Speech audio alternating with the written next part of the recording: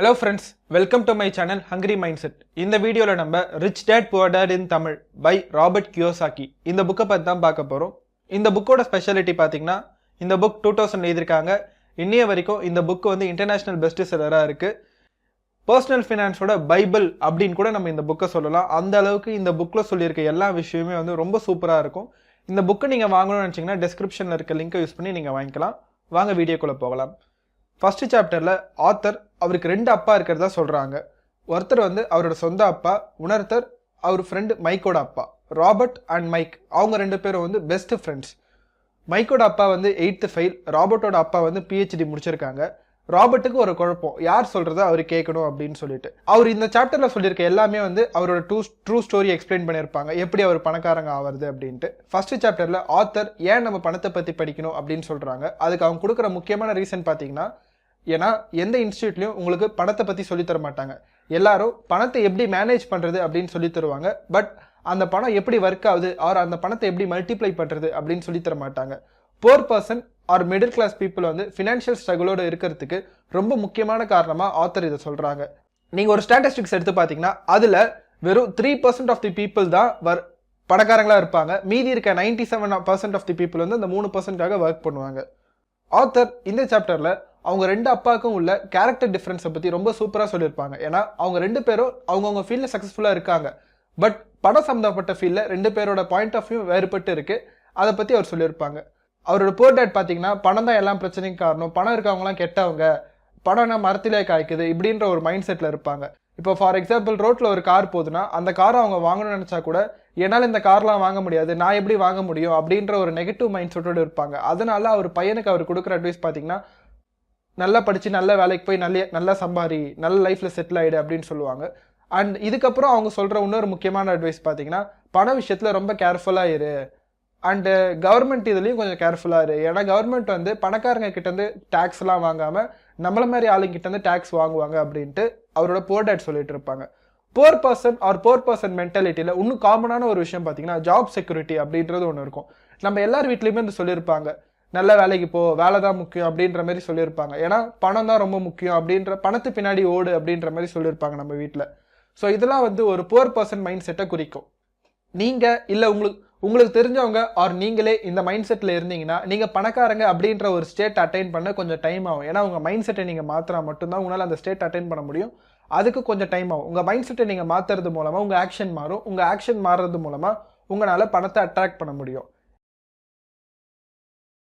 இதுவே ஒரு rich பர்சனோட mind set பாத்தீங்கன்னா, அவங்க ஃபர்ஸ்ட் பணம் எப்படி ஒர்க் ஆகுது, பணம்னா என்ன, அந்த பணத்தை எப்படி மல்டிப்ளை பண்றது அப்படின்னு அவங்க பசங்களுக்கு சொல்லி தருவாங்க.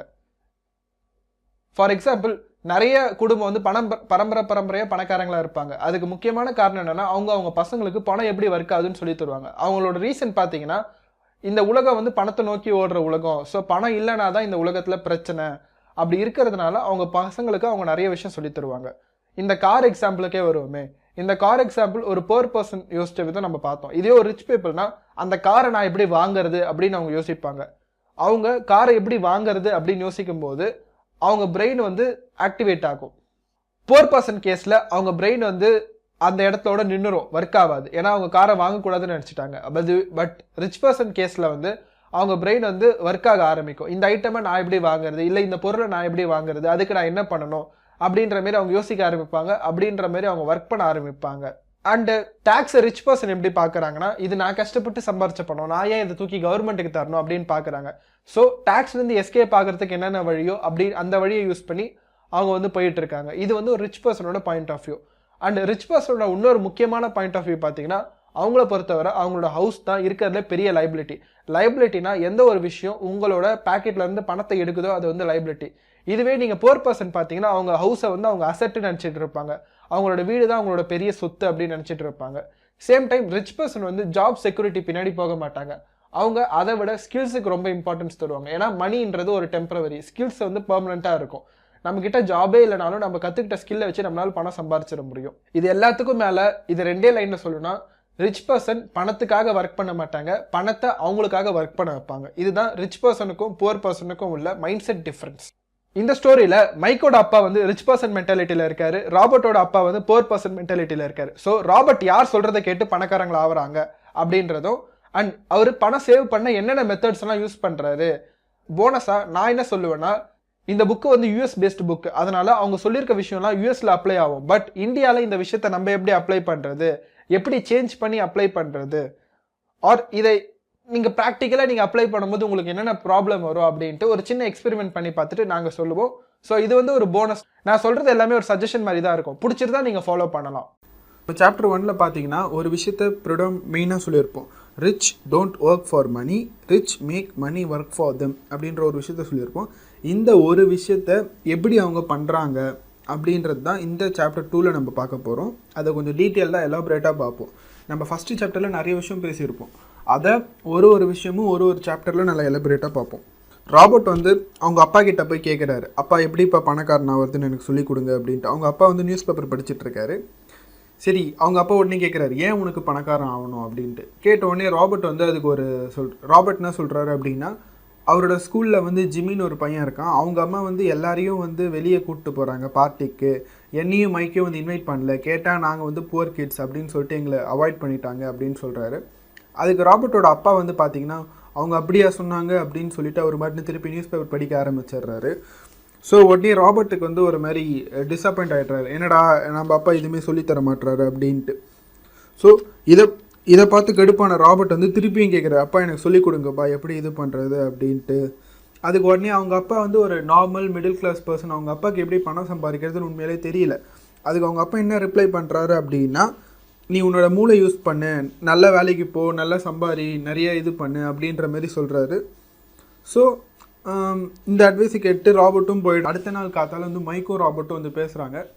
நம்ம எப்படியாவது பணம் சம்பாதிக்கணும் அப்படின்னு முடிவு பண்ணிவிட்டு அவங்க 2 பேரும் வந்து ஒரு பிளான் போடுறாங்க, எப்படி நம்ம பணம் சம்பாதிக்கலாம் அப்படின்ட்டு. அவங்களுக்கு நிறைய ஐடியா தோணுது. இப்போ நிறைய ஐடியா டிஸ்கஸ் பண்ணுறாங்க, இப்படி பண்ணலாமா அப்படி பண்ணலாமான்ட்டு சண்டே கொஞ்சம் பண்ணுறாங்க. ஸோ பண்ணும்போது அவங்களுக்கு திடீர்னு ஒரு சூப்பரான ஒரு ஐடியா ஒன்று ஸ்ட்ரைக் ஆகுது. அந்த காலத்தில் பார்த்தீங்கன்னா டூத் பேஸ்ட்டில் வந்து நிக்கலில் பண்ணிகிட்டு இருப்பாங்க. அவங்க சயின்ஸ் புக்கில் ஏதோ ஒன்று படிச்சிருக்காங்க. அதை வச்சு என்ன ஐடியா பண்ணுறாங்கன்னா, இந்த டூத் பேஸ்ட்டில் இருக்க நிக்கலை நம்பியே லெட்டாக கேஷ் பண்ணக்கூடாது அப்படின்னு ஒரு ஐடியா பண்ணி அவங்க 2 பேரும் இறங்குறாங்க. ஸோ அவங்களுக்கு தெரிஞ்ச மெத்தடு ஒரு சின்ன இது செட்டப் மாரி பண்ணி அவங்க 2 பேரும் பண்ணுறாங்க. ஸோ ஒரு வீக்கெண்டில் இது பண்ணிகிட்டு இருக்காங்க. உடனே வந்து ராபர்ட்டோட கராஜில் தான் பண்ணுறாங்க. ராபர்ட் அப்பா வந்து இதை பார்க்குறாரு. பார்த்துட்டு அவங்க அப்பா சிரிச்சிடுறாரு. சிரிச்சுட்டு என்ன பண்ணுறீங்க அப்படின்னு கேட்கும்போது அவங்க இதெல்லாம் எக்ஸ்பிளைன் பண்ணுறாங்க. அதுக்கு அவங்க அப்பா சொல்கிறாரு, இதெல்லாம் பண்ணக்கூடாது, இது வந்து இல்லீகல் அப்படின்றாரு. அவங்களுக்கு உடனே ரொம்ப டிசப்பாயிண்ட் ஆகிடுறாங்க. ஏன்னா அவங்க ஆரம்பித்த ஒரு பிஸ்னஸ் வந்து ஒரே வாரத்தில் மூடிட்டாங்க அப்படின்றனால. ஸோ அப்போ தான் வந்து அவங்க அப்பாவுக்கு வந்து உண்மையிலே வந்து ராபர்ட் இவ்வளோ சீரியஸாக இருக்கான் இந்த விஷயத்தில் அப்படின்ற ஒரு விஷயம் புரியுது. அவங்க அப்பா வந்து பேசுகிறாரு, உனக்கு உண்மையிலே வந்து நீ பணக்காரன் ஆகணும் ஆசைப்பட்ட அப்படின்னா நீ வந்து மைக்கோட அப்பாவை கேளு, ஏன்னா கண்டிப்பாக அவருக்கு தெரியும். ஸோ உடனே மைக் வந்து ஷாக் ஆகிடுறேன், என்னது எங்கள் அப்பாவா அப்படின்ட்டு. ஸோ அதுக்கு வந்து ராபர்ட்டோட அப்பா என்ன சொல்கிறாரு அப்படின்னா, உங்கள் அப்பா வந்து ஒரு பிஸ்னஸை பில்ட் பண்ணிகிட்ருக்காரு, எனக்கு உங்கள் அப்பாவும் ஒரே பேங்கர் தான் இருக்காங்க, அந்த பேங்கர் வந்து பண விஷயத்தில் உங்கள் அப்பா ரொம்பவே இன்டெலிஜென்ட், அடிக்கடி சொல்லுவாங்க அப்படின்ற மாதிரி சொல்கிறாரு. ஸோ இந்த 2 பசங்களுக்கும் திருப்பி க்யூரியாசிட்டி வருது. சரி ஓகே நம்ம மைக்கோட அப்பாவை கேட்கலாம் அப்படின்ட்டு அவங்க வந்து ஒரு டேட் அப்பாயின்மெண்ட் மாதிரி ஃபிக்ஸ் பண்ணுறாங்க. இந்த டைமில் வந்து மைக்கோட அப்பாவை போய் பார்க்கலாம் அப்படின்ட்டு. ஸோ அப்பாயின்மெண்ட் ஃபிக்ஸ் பண்ணிவிட்டு அவங்க அப்பாவை போய் பார்க்குறாங்க. பார்க்கும்போது ஸோ அவங்க அப்பா என்ன சொல்கிறாரு அப்படின்னா, நான் கிளாஸ் ரூம் ஸ்டைலெலாம் உங்களுக்கு சொல்லித்தர மாட்டேன், நீங்கள் வந்து எனக்கு வேலை செய்யணும், நீங்கள் எனக்கு வேலை செஞ்சிங்கன்னா நான் உங்களுக்கு எப்படி பணம் சம்பாதிக்கிறதுன்னு சொல்லித்தரேன் அப்படின்ற மாரி அவங்க அப்பா சொல்கிறாரு. சொல்லிவிட்டு நான் வந்து உங்களுக்கு 10 cents per hour, அதாவது ஒரு ஹவருக்கு நான் 10 ரூபா பே பண்ணுறேன் அப்படின்ற மாரி அவங்க அப்பா சொல்கிறாரு. நீங்கள் எனக்கு வந்து வாரத்துக்கு 3 ஹவர் வேலை செய்யணும் அப்படின்ற மாதிரி சொல்கிறார். சாட்டர்டே 3 ஹவர் வேலை செய்யணும். ஸோ இதுதான் வந்து அவரோட ஆஃபர். அவர் என்ன சொல்கிறாருன்னா, 10 செகண்ட் தான் டைம், இந்த ஆஃபர் வேணும்னா எடுத்துக்கோ, இல்லைனா இங்கேருந்து கிளம்பு அப்படின்ற மாரி கொஞ்சம் ஃபோர்ஸ் பண்ணுறாரு அவங்கள. ஸோ யோசிச்சுட்டு அப்படியே வந்து ராபர்ட்டும் மைக்கும் என்ன பண்ணுறாங்க, சரி ஓகே நம்மளுக்கு கிடச்சது இதுதான் அப்படின்னு சொல்லிட்டு ஆஃபர் எடுத்துக்கிறாங்க. ஃபஸ்ட்டு எடுத்துக்கிட்டு 3 வாரம் வந்து வேலை செய்கிறாங்க. 2 பேருமே தான், மைக் அண்ட் ராபர்ட் 2 பேரும் வேலை செய்கிறாங்க. 2 பேரும் வேலை செய்யும்போது பார்த்தீங்கன்னா 3 வாரம் வேலை செய்கிறாங்க. மைக்கோட அப்பா வந்து எதுவுமே பேசலை, வாய் திறந்து ஒரு வார்த்தை கூட பேசலை. உடனே வந்து ராபர்ட் வந்து கடுப்பாயிட்டான். என்னடா நான் வந்து இவ்வளோ கம்மியான பேக்கு வேலை செய்கிறேன், ஆனால் இவங்க எனக்கு எதுவுமே சொல்லித்தர மாட்டாங்கன்னு கடுப்பாயிட்டு 4th வீக் என்ன பண்ணுறான்னா மைக் கிட்ட சொல்கிறான், நான் வந்து இதோட குவிட் பண்ணிட்டு போகிறேன் 1 மாதத்தோட அப்படின்ற மாதிரி சொல்கிறான். மைக் வந்து சிரிச்சுக்கிட்டே சொல்கிறான், எங்கள் அப்பா வந்து இது நடக்கும்னு சொன்னார், ஸோ நீ எப்போ இந்த மாதிரி சொல்கிறியோ அப்போ வந்து உன்னை அவரை பார்க்க சொன்னார் அப்படின்ற மாதிரி வந்து மைக் சொல்கிறான். சொன்னோடனே ராபர்ட்டுக்கு ஒரு ஆச்சரியம், என்னடா அப்போ நான் குவிட் பண்ணணும்னு நீங்கள் வெயிட் பண்ணிட்டு இருந்தீங்களா அப்படின்ற மாதிரி ஒரு ராபர்ட்டுக்கு ஒரு ஆச்சரியம். அடுத்த நாள் என்னதான் சொல்கிறாங்கன்னு போய் பார்ப்போமேன்னு ராபர்ட் போய் பார்க்குறாரு. பார்க்கும்போது பார்த்தீங்கன்னா மைக்கோட அப்பா வந்து ராபர்ட் என்ன சொல்கிறாருன்னா லைனில் வெயிட் பண்ண சொல்கிறாரு. ஸோ அவரும் லைனில் வெயிட் பண்ணிகிட்டு இருக்காரு. ஒரு 1 hour கழிச்சு பொறுமையாக வந்து மைக்கோட அப்பா வந்து வராரு, வந்து பேசுகிறாரு என்ன ஆச்சு அப்படின்ட்டு. கேட்கும் போது தான் வந்து மைக் அதாவது ராபர்ட் ரொம்பவே கடுப்பாயிட்டான். அதாவது இந்த லோவாக பே பண்ணது, லைனில் வெயிட் பண்ண சொன்னது, இந்த மாதிரி விஷயத்தில் கடுப்பாயிட்டு அவன் கேட்குறான், நீங்கள் வந்து ரொம்ப இது பண்ணுறீங்க, நீங்கள் சைல்டெல்லாம் வச்சு வேலை வாங்குறீங்க, சைல்டு லேபர், நீங்கள் அதுவும் இல்லாமல் கம்மியாக பே பண்ணுறீங்க, நீங்கள் அதுமாரி எனக்கு சொல்லித்தரேன்னு சொன்னீங்க, நீங்கள் வந்து எனக்கு எதுவுமே சொல்லித்தரல, நீங்கள் ஏமாற்றிட்டீங்க அப்படின்ற மாதிரி சொல்கிறான். சொன்னோடனே இதுக்கு மைக்கோட அப்பா வந்து ரிப்ளை பண்ணுறாரு, நான் வந்து உனக்கு சொல்லி கொடுத்துட்டு தான் இருக்கேன் அப்படின்ற மாதிரி சொல்கிறாரு. சொன்னோடனே இல்லை நான் நம்ப மாட்டேன், நான் குவிட் பண்ணுறேன் அப்படின்ற மாதிரி சொல்கிறார். இதை கேட்டு மைக்கோட அப்பா வந்து சிரிச்சிட்டாரு. பரவாயில்லையே, 1 மாதத்துலேயே நீ வந்து என்னோட முக்கால்வாசி எம்ப்ளாயி மாரி பேச ஆரம்பிச்சிட்ட அப்படின்ற மாதிரி சொல்கிறாரு. இதை சொல்லிட்டும் இன்னும் ராபர்ட் வந்து அவர் மேலே கோபமாக தான் இருக்கான். ஸோ வந்து மைக்கோட அப்பா என்ன சொல்கிறாருன்னா, நீ டீச்சிங்குன்னு சொன்னது வந்து இந்த கிளாஸ் ரூமில் போர்டு வச்சு எடுப்பாங்களே அந்தமாரி அப்படி சொல்கிறியான்னு கேட்டார். அதுக்கு ஆப்வியஸ்லி ஒரு 9 வயசு பையன் ஆமாம் அப்படின்ற மாதிரி சொன்னான். அதுக்கு மைக்கோட அப்பா என்ன சொன்னார் அப்படின்னா, உனக்கு லைஃப் ஒன்றும் கிளாஸ் ரூம் வச்சு இப்படிலாம் சொல்லித்தராது, லைஃப் வந்து உனக்கு சுச்சுவேஷன்ஸ், ப்ராப்ளம்ஸ் இது மூலமாக தான் சொல்லித்தரும். ஸோ நானும் உனக்கு அப்படி தான் நான் சொல்லி தந்தேன் அப்படின்ற மாரி அவங்க அப்பா வந்து சொல்கிறாரு. லைஃப் வந்து எல்லாரையும் ஒரு கார்னரில் தள்ளும். சில பேர் வந்து பாதியிலே விட்டுருவாங்க, சில பேர் ஃபைட் பண்ணி மேலே வருவாங்க, சில பேர் வந்து அதுலேருந்து ஒரு லெசனை கற்றுக்கிட்டு அடுத்த லெவலுக்கு போவாங்க அப்படின்ற மாதிரி சொல்கிறாங்க. நீங்கள் எப்போ அந்த லெசனை கற்றுக்கிறியோ அப்போ வந்து நீ வைஸ், வெல்த்தி அண்ட் ஒரு ஹாப்பி மேனாக நீ மாறிடுவ. அதுக்காக தான் நான் வந்து உன்னை புஷ் பண்ணேன் அப்படின்ற மாதிரி அவங்க அப்பா வந்து ரீசன் கொடுக்குறாரு. அண்டு கூட இன்னொரு விஷயம் சொல்கிறார், ஆர் நீ வந்து இந்த பாதியிலே கிவ் அப் பண்ணுற டைப்பாக இருந்த அப்படின்னா நீ உன் வாழ்க்கையில் கடைசி வரைக்கும் இப்படி தான் கஷ்டப்பட்டுட்டு இருக்கணும், கடைசி வரைக்கும் ஒரு பே செக் பின்னாடி ஓடிட்டே தான் இருக்கணும், நீ எப்போவுமே வந்து ஒரு ஃபினான்ஷியல் ஸ்ட்ரகிளோட தான் இருப்ப, எப்படியாவது நம்மளுக்கு பணம் வந்துடும் உட்காந்துன்னு தான் இருப்பேன், ஆனால் அது எப்படி வரும்னே உனக்கும் தெரியாது, அது வரவும் போகிறது கிடையாது அப்படின்ற மாதிரி சொல்கிறாரு. ராபர்ட்டுக்கு வந்து அப்படியே அவங்க அப்பாவை இது பண்ணுற மாதிரி இருக்கும். ஆனால் அவங்க அப்பா வந்து ராபர்ட்டோட உண்மையான அப்பா வந்து இப்படி தான் உட்காந்துட்டு இருப்பார், நம்மளுக்கு பணம் வந்துரும்ட்டு. ராபர்ட்டுக்கு வந்து ஓகே இவங்க சொல்கிறதுல ஏதோ ஒரு விஷயம் இருக்குது, ஏதோ ஒரு பாயிண்ட் ஆஃப் வியூ டிஃப்ரென்ஸ் இருக்குது அப்படின்னு சொல்லிட்டு ராபர்ட் வந்து இப்போ தான் ஒத்துக்கிறாரு. ஓகே அதாவது அவங்க அப்பா சொல்கிற இதுக்கும் ரிச் டேட் சொல்கிற இதுக்கும் நிறைய வித்தியாசம் இருக்குது அப்படின்ற மாதிரி இப்போ தான் ஒத்துக்கிட்டு அவங்க என்ன சொல்கிறாங்க அப்படின்னா, அதுக்கப்புறம் ரிச் டேட் இன்னொரு அட்வைஸ் பண்ணுறாரு. ஆனால் ராபர்ட் இதை ஒத்துக்கிட்டாலும் பட் ஸ்டில் வந்து அவருக்கு இன்னும் கோபம் இருக்குது, அவருக்கு வந்து அண்டர் பே பண்ணிட்டாங்க அப்படின்ட்டு. ஏன்னா அவர் மூஞ்ச பார்த்தாலே தெரியுது ரிச் டேடுக்கு.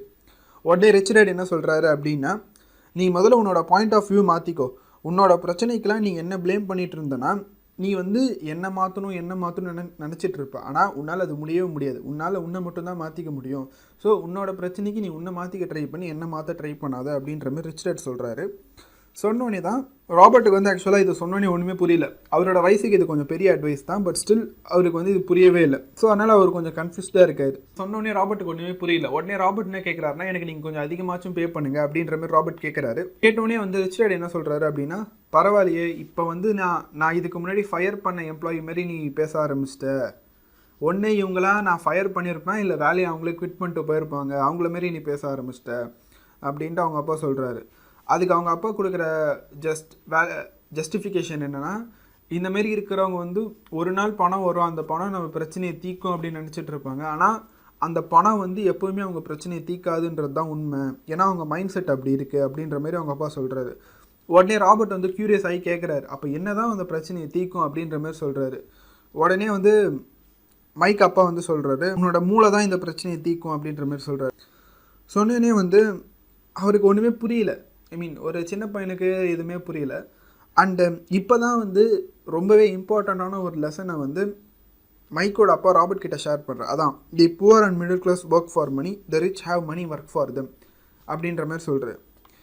இந்த லெசனை கேட்டோன்னே ராபர்ட்டுக்கு வந்து எப்படி இருக்குன்னா, அப்படியே ஒரு இது வரைக்கும் அவர் கேட்காத ஒரு விஷயத்த கேட்குற மாதிரி இருக்குது. ஏன்னா யாருமே அவர்கிட்ட அதை சொன்னதே கிடையாது. ஃபஸ்ட் டைம் அவர் வாழ்க்கையில் இந்த விஷயத்தை பற்றி அவர் கேட்குறாரு. ஸோ இதை சொன்னு அவர் ரிலேட் பண்ணி பார்த்துக்கிறாரு அவங்க அப்பாவும் இவரையும் வச்சு. So poor and middle class work for money, அவங்க அப்பா வந்து பணத்துக்காக தான் வேலை செஞ்சுட்ருக்காரு அப்படின்ற மாதிரி அவர் கன்ஃபார்ம் பண்ணிக்கிறாரு. அண்ட் இந்த விஷயத்த சொன்னோன்னே மறுபடியும் வந்து ராபர்ட் வந்து க்யூரியஸ் ஆகிடுறாரு. ஓகே ஏதோ ஒரு புது விஷயம் சொல்கிறாரு, நம்ம வந்து என்னதான் சொல்கிறாங்கன்னு கேட்டு பார்ப்போம் அப்படின்ட்டு உடனே அவர்கிட்ட சொல்கிறாரு. சரி ஓகே எனக்கு கற்றுக் கொடுங்க அப்படின்ற மாதிரி மறுபடியும் ராபர்ட் வந்து கேட்குறாரு. இப்போ ரிச் டேட் என்ன சொல்கிறாரு அப்படின்னா, ஓகே இந்த டைம் நான் கற்றுத்தரேன், ஆனால் நீ எனக்கு ஃப்ரீயாக வேலை செய்யணும் அப்படின்ட்டாரு. ஸோ உடனே ராபர்ட்டுக்கு வந்து ஒன்றுமே புரியல, என்னடா நான் 10 சென்ட்டே கம்மின்னு சொல்லிட்டு இருந்தேன், இவர் என்னடா நம்மளை ஃப்ரீயாக வேலை செய்ய சொல்கிறாரு அப்படின்ட்டு. உடனே ராபர்ட் வந்து யோசிச்சு பார்த்துட்டு ஓகே சரி பண்ணுவோம் அப்படின்ட்டு ஃப்ரீயாக வேலை செய்கிறதுக்கு வந்து ராபர்ட் வந்து ஒத்துக்கிட்டு இந்த விஷயத்தை அவர் யார்கிட்டையுமே சொல்லலை, அவங்க புவர் டேட்கிட்டையும் சொல்லவே இல்லை. ஃப்ரீயானா ஒரு எதுவுமே பே பண்ணாமல் ஒரு 1 month கிட்ட அவர் வந்து வேலை செய்கிறார்.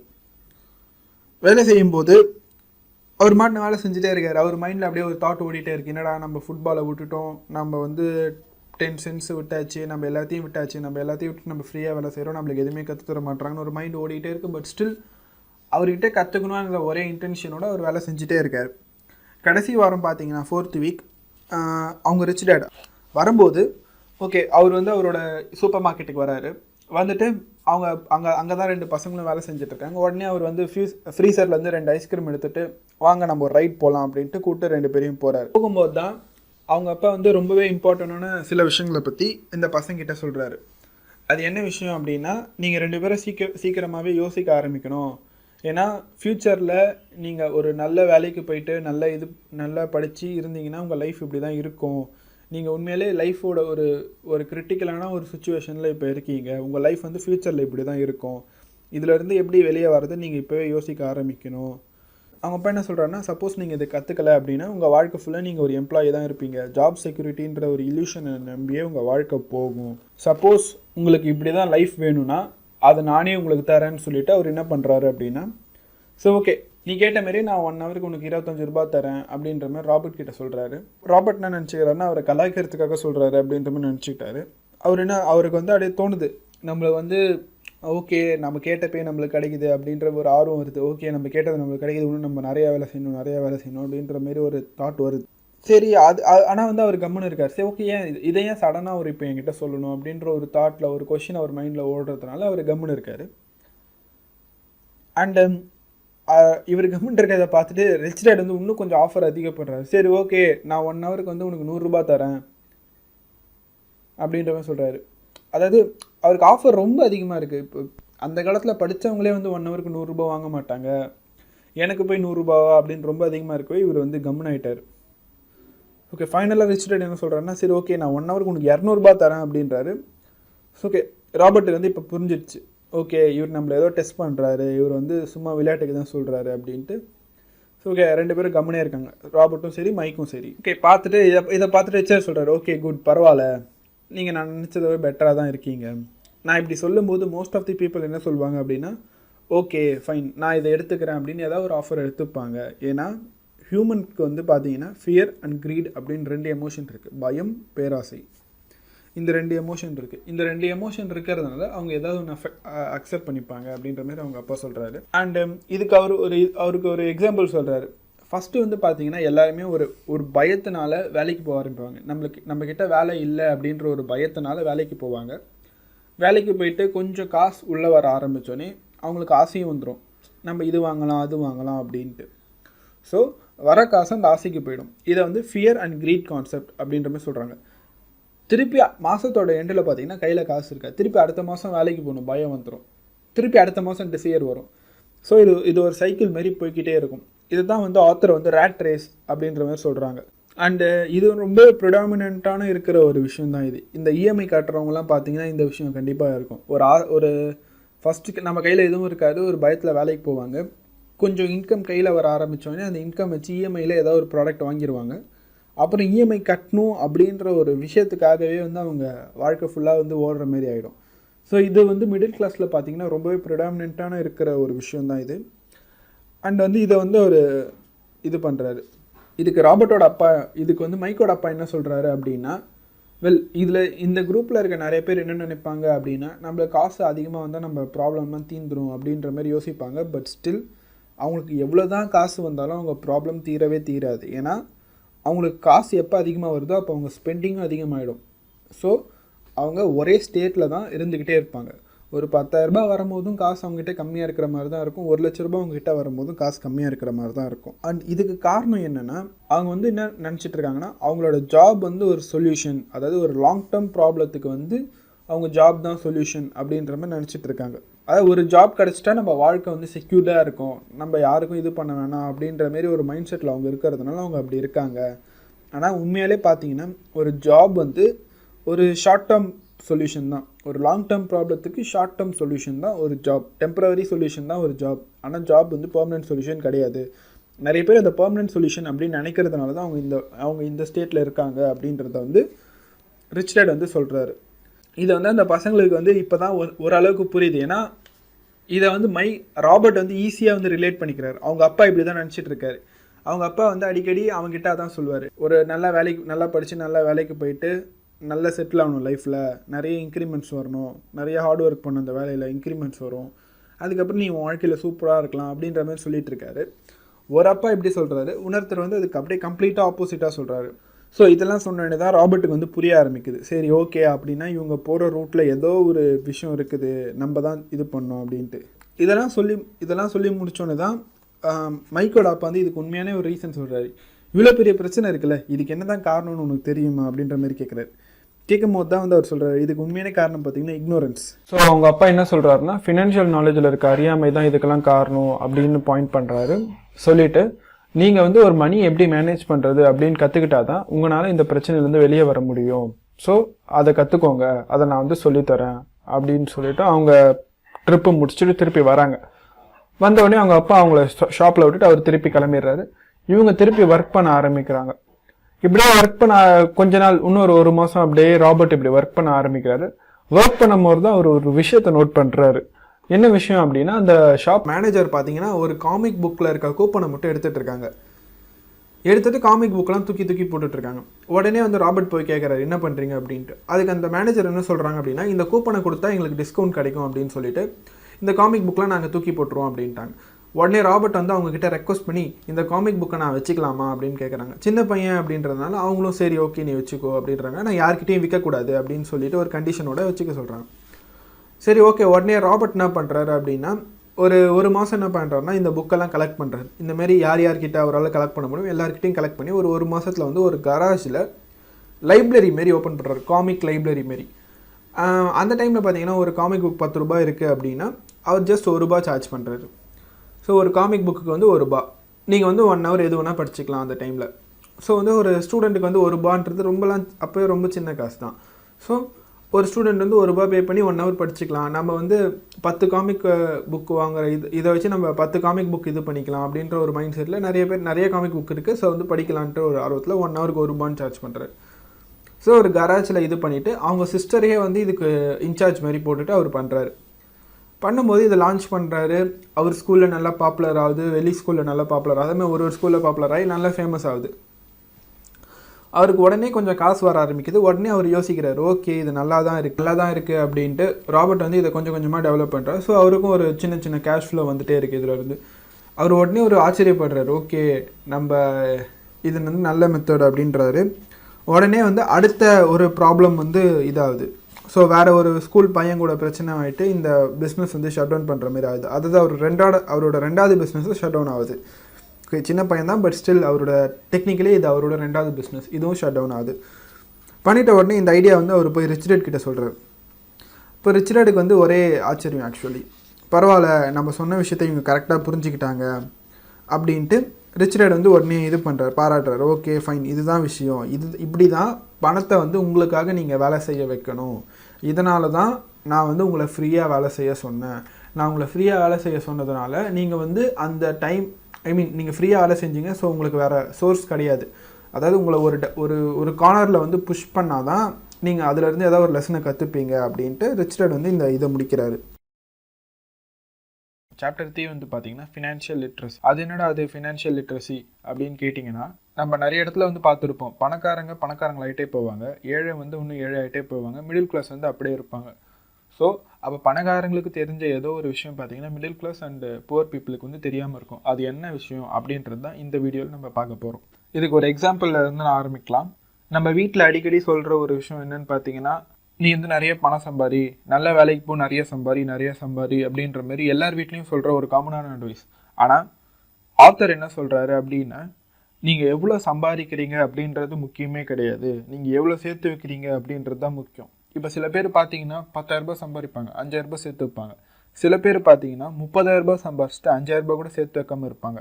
அப்போ இந்த 10,000 ரூபாய் சம்பாதிக்கிறவங்க வந்து இந்த 30,000 ரூபாய் சம்பாதிக்கிறவங்களோட ஃபினான்ஷியலி லிட்ரேட் அப்படின்னு சொல்லுவாங்க. அதாவது இப்போ எல்லா இடத்துலையும் பார்த்தீங்கன்னா எப்படி சீக்கிரமாக பணம் சம்பாதிக்கிறது, எப்படி சீக்கிரமாக பணக்காரன் ஆகுறது, இப்படின்ற மாதிரி தான் ஒரு விஷயத்த டார்கெட் பண்ணுறாங்க தவிர, நம்ம என்னதான் பணக்காரன் ஆனாலும் நம்மளுக்கு வந்து அந்த ஸ்பெண்டிங் ஹேபிட் அது வந்து ஒழுங்காக இல்லைன்னா, இப்போ நம்ம கையில் 1,00,000 ரூபாய் திடீர்னு வருது அப்படின்னா, இப்போ ஃபார் எக்ஸாம்பிள் நீங்கள் லாட்ரி எடுத்துக்கலாமே. நிறைய பேர் பார்த்தீங்கன்னா லாட்ரி ஜெயிப்பாங்க. லாட்ரி ஜெயிக்கிற சான்ஸ் கம்மியாக இருந்தாலும் திடீர்னு அவங்க கையில் ஒரு 1,00,000 ரூபாய் வருது அப்படின்னா, அதை வந்து எவ்வளோ சீக்கிரம் வந்துச்சு அதை விட சீக்கிரமாக அவங்க செலவு பண்ணுவாங்க. ஏன்னா அந்த 1,00,000 ரூபாவை அவங்க சம்பாதிக்க கஷ்டப்படல. சேம் டைம் வந்து பார்த்தீங்கன்னா அவங்களோட ஸ்பெண்டிங் ஹேபிட் வந்து புவராக இருக்கிறதுனால வந்த பணத்தை எங்கே ஸ்பெண்ட் பண்ணணும்னு தெரியாமல் தப்பான இடத்துல ஸ்பெண்ட் பண்ணி திருப்பி போயிடுவாங்க. அதே மாதிரி இதுக்கு நேர்மேராக பார்த்தீங்கன்னா இப்போ ஒரு நல்ல பணக்காரங்க இருக்காங்க, கஷ்டப்பட்டு மேலே வந்தாங்க, திடீர்னு ஒரு இடத்துல வந்து சறுக்கி கீழே போயிட்டு திருப்பி பேங்க்ரப்சி வரைக்கும் போயிட்டாங்க அப்படின்னா, திருப்பி எவ்வளோ எந்த லெவலில் இருந்தாங்களோ அதை விட அவங்க மேலே போவாங்க. ஏன்னா அவங்களுக்கு வந்து அந்த பணம் எப்படி ஒர்க் ஆகுது அப்படின்றது தெரிஞ்சிருக்கு, வர பணத்தை வச்சு என்ன பண்ணணும் அப்படின்றது தெரிஞ்சிருக்கு.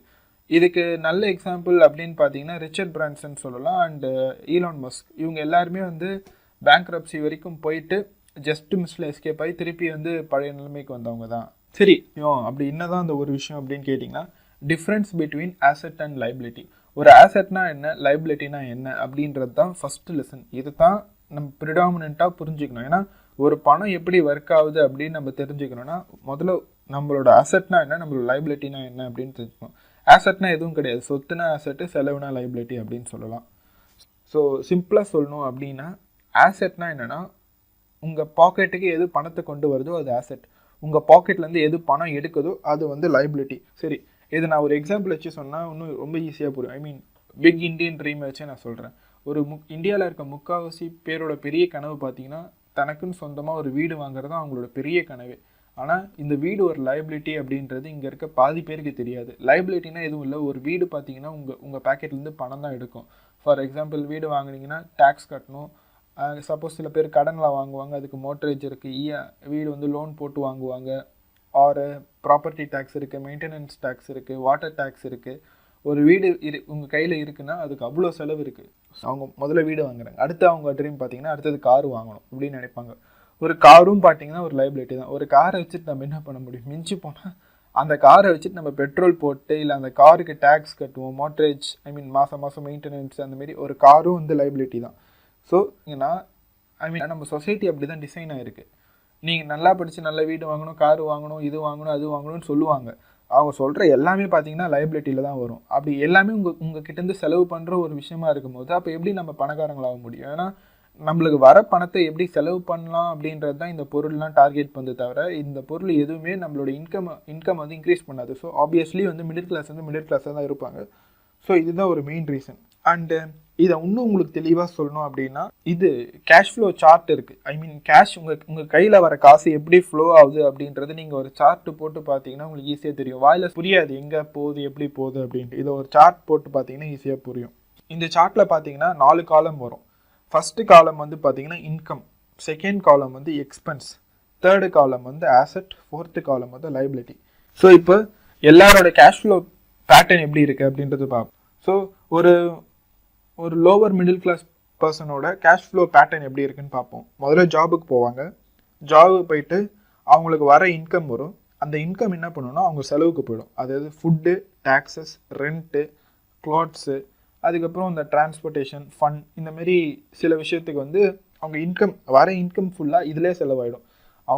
ஒருத்தவங்க இந்தமாரி செலவு பண்ணுறாங்க அப்படின்னா அவங்க ஃபினான்ஷியலி ரிச் ஆர் அவங்க பணக்காரங்க அப்படின்ற ஒரு ஸ்டேட் அடைய ரொம்ப வருஷம் ஆகும், ரொம்பவே கஷ்டப்பட வேண்டியது இருக்குது. அவங்க மைண்ட் செட்டில் நிறைய மாற்றணும். ஸோ ஒரு மிடில் கிளாஸ் பார்த்திங்கன்னா ஜாப் இருக்கும். அந்த ஜாப்லேருந்து அவங்களுக்கு வர இன்கம் பார்த்திங்கன்னா பேச்சுக்கு வழியாக வரும். அண்ட் அவங்களுக்கு ஒரு எக்ஸ்பென்ஸ் வரும், டேக்ஸ் வரும், மோட்ரேஜ் வரும், ஃபிக்ஸட் எக்ஸ்பென்ஸ்ன்னு சில இருக்கும். ஃபிக்ஸட் எக்ஸ்பென்ஸ்னால் மாதம் நான் இதுக்கு பணம் கட்டணும் அப்படின்ற ஒரு விஷயம் வந்து மிடில் கிளாஸில் இருக்கும். ஃபுட்டு, க்ளோத்திங், ஃபன் அப்படின்னு போயிடும். அவங்க லைபிலிட்டி, அதாவது இந்த வர இன்கம் வந்து அவங்க என்ன பண்ணுவாங்க அப்படின்னா முக்கியவாசி லோன் எடுத்திருப்பாங்க. வீடு வாங்குற மாதிரினா லோன் எடுத்திருப்பாங்க, கிரெடிட் கார்டு பில் இருக்கும், மோட்ரேஜ் இருக்கும். ஸோ வர இன்கம் பார்த்திங்கன்னா எக்ஸ்பென்ஸ் காலமில் கொஞ்சம் போகும், லைபிலிட்டி வழியாக கொஞ்சம் போயிடும். ஸோ இதுதான் வந்து ஒரு மிடில் கிளாஸோட நிலைமை. அதாவது எப்படின்னா அவங்களுக்கு வர இன்கம் வந்து போகிறதுக்கே சரியாக இருக்கும். ஸோ அவங்க அடுத்த மாதத்துக்காக திருப்பி உழைச்சிட்டே இருக்கணும். இது வந்து அவங்க லைஃப் ஃபுல்லாக போகும். ஸோ இதான் ஒரு மிடில் கிளாஸோட நிலைமை. இதே வந்து ஒரு ரிச் பர்சனோட கேஷ் ஃப்ளோ பேட்டர்ன் எப்படி இருக்குது அப்படின்னு பார்க்கலாம். ரிச் பீப்புளோட கேஷ் ஃப்ளோ பேட்டர்ன் எப்படி இருக்குன்னு பார்த்தீங்கன்னா, ஃபஸ்ட்டு அவங்களுக்கு ஒரு இன்கம் வருது. அந்த இன்கம் பார்த்தீங்கன்னா திருப்பி அவங்க என்ன பண்ணுவாங்கன்னா எக்ஸ்பென்சஸில் கொஞ்சம் போகும், மீதி இருக்க காசை திருப்பி அசெட் காலமில் போடுவாங்க. அசெட் காலம்னா ஒரு எக்ஸாம்பிளுக்கு நான் சொல்கிறேன், வீடை வச்சே சொல்லணும் அப்படின்னா, ஒரு வீடு வந்து உங்ககிட்ட சும்மா இருக்குது அப்படின்னா அது வந்து லைபிலிட்டி. அதே வீடு வந்து உங்களுக்கு வாடகை தருது, வாடகைனா சும்மா கிடையாது. இப்போ மாதம் ஒரு 5,000 வருது, எனக்கு செலவு 10,000 ஆகுதுன்னா அது லைபிலிட்டி தான். எனக்கு வாடகை வந்து 20,000 வருது, செலவு 5,000 ஆகுது அப்படின்னா அது வந்து ஆசெட். அப்போ வந்து 15,000 வந்து உங்களுக்கு அந்த வீடு வந்து ஜென்ரேட் பண்ணுது, மாதம் ஜென்ரேட் பண்ணி கொடுக்குது. ஸோ இது வந்து ஒரு ஆசெட். ஸோ அவங்க இன்கம் வந்து ஆசெட்லேருந்து வரும். அந்த இது வந்து என்ன பண்ணாங்கன்னா வேறு ஆசெட்டில் வந்து இன்வெஸ்ட் பண்ணிகிட்டே இருப்பாங்க. ஸோ அவங்களோட இன்கம் பார்த்தீங்கன்னா வேரியஸ் தீம்ஸ் ஆஃப் இன்கம் மாரி வரும். அதாவது டிவிடெண்ட் வரும், இன்ட்ரெஸ்ட் வரும், ரெண்டல் இன்கம் வரும், ராயல்ட்டிஸ் இருக்குது. அண்ட் அவங்களோட ஆசெட் என்னவா இருக்கும் அப்படின்னு பார்த்தீங்கன்னா stocks, bonds, real estate, intellectual property. நான் இந்த வீடியோவில் ஸ்டார்டிங்லேயே சொல்லியிருந்தேன், ரிச் ஏன் பணக்காரங்க மட்டும் பணக்காரங்கள் ஆகிட்டே இருக்காங்க, ஏழை ஆகிட்டே இருக்காங்க அப்படின்றத நம்ம பார்க்கலாம். பணக்காரங்கள் ஆகிட்டே இருக்கிறதுக்கு ஒரே ரீசன் என்னன்னு பார்த்தீங்கன்னா, அவங்க எல்லாத்தையும் வந்து ஆட்டோமேட் பண்ணுவாங்க. நான் எப்படி சொல்கிறேன் அப்படின்னா, அவங்களோட வெல்த் ஜென்ரேஷன் வந்து அவங்க ஆட்டோமேட் பண்ணுவாங்க. அதாவது இப்போ அவங்களுக்கு இன்கம் வருது, நான் ஏற்கனவே சொன்ன மாதிரி அவங்களுக்கு அசெட் காலம்ல ஒரு இன்கம் வருது, அவங்களுக்கு எக்ஸ்பென்ஸ் கொஞ்சம் இருக்குது. ஃபார் எக்ஸாம்பிள் அவங்களுக்கு வர இன்கமில் 10% அவங்க எக்ஸ்பென்ஸில் போயிடுது அப்படின்னு வச்சுக்கலாமே, மீதி 90% இன்கம் இருக்குது தெரியுமா. அந்த 90% திருப்பி அவங்க அசெட் காலமில் போய் குமுலேட் ஆகிற மாதிரி ஏதாவது ஒரு மெத்தட் வந்து அவங்க இது பண்ணி வச்சுருப்பாங்க. ஓவர் தி இயர் பார்த்தீங்க அப்படின்னா இது குமுலேட் ஆகிட்டே வரும். ஸோ ஃபைனலாக அவங்ககிட்ட வரும்போது அவங்க கையில் பார்த்தீங்கன்னா ஒரு பெரிய சொத்து இருக்கிற மாதிரி இருக்கும். இதோட பெஸ்ட் எக்ஸாம்பிள் யாருன்னு பார்த்தீங்கன்னா வாரன் பஃபெட் தான். வாரன் பஃபெட் வந்து அவர் ஃபர்ஸ்ட் மில்லியன் எப்போ சம்பாரிச்சார் அப்படின்னா ஒரு 51 வயசில் இருக்கும்போது தான். அதுக்கு காரணம் என்னன்னு பார்த்தீங்கன்னா, அவரோட 17 வயசுல இருந்து இன்வெஸ்ட் பண்ண ஆரம்பித்தார். 17-18 வயசுல இருந்து இன்வெஸ்ட் பண்ண ஆரம்பித்தார். 11 வயசுல இருந்து படிக்க ஆரம்பித்தார் அதை பற்றி. ஸோ இத்தனை வருஷத்தோட எஃபெக்ட் தான் அவருக்கு 51 வயசில் கிடச்சிருக்கு. மிடில் கிளாஸ் பற்றி ஒரு விஷயம் சொல்லணும். ஆக்சுவலி மிடில் கிளாஸ் ஏன் கஷ்டப்படுறாங்க அப்படின்றத நான் சொல்லணும். ஃபார் எக்ஸாம்பிள் நான் ஏற்கனவே சொன்ன மாதிரி மிடில் கிளாஸ்க்கு வந்து பார்த்தீங்கன்னா, இப்போ ஃபார் எக்ஸாம்பிள் ஒரு மிடில் கிளாஸில் இருக்கவங்களுக்கு ஒரு பே ரைஸ் ஆகுது அப்படின்னு வச்சுக்கலாமே. அவங்க வந்து ஸோ ஓகே இதை வச்சு நம்ம கார் வாங்கலாமா, வீடு வாங்கலாமா, இல்லை இந்த வீடை இடிச்சுட்டு இன்னும் பெரிய வீடு கட்டலாமா அப்படின்ற மாதிரி யோசிப்பாங்க. ஸோ ஆக்சுவலி இது ஒரு லைபிலிட்டி தான்.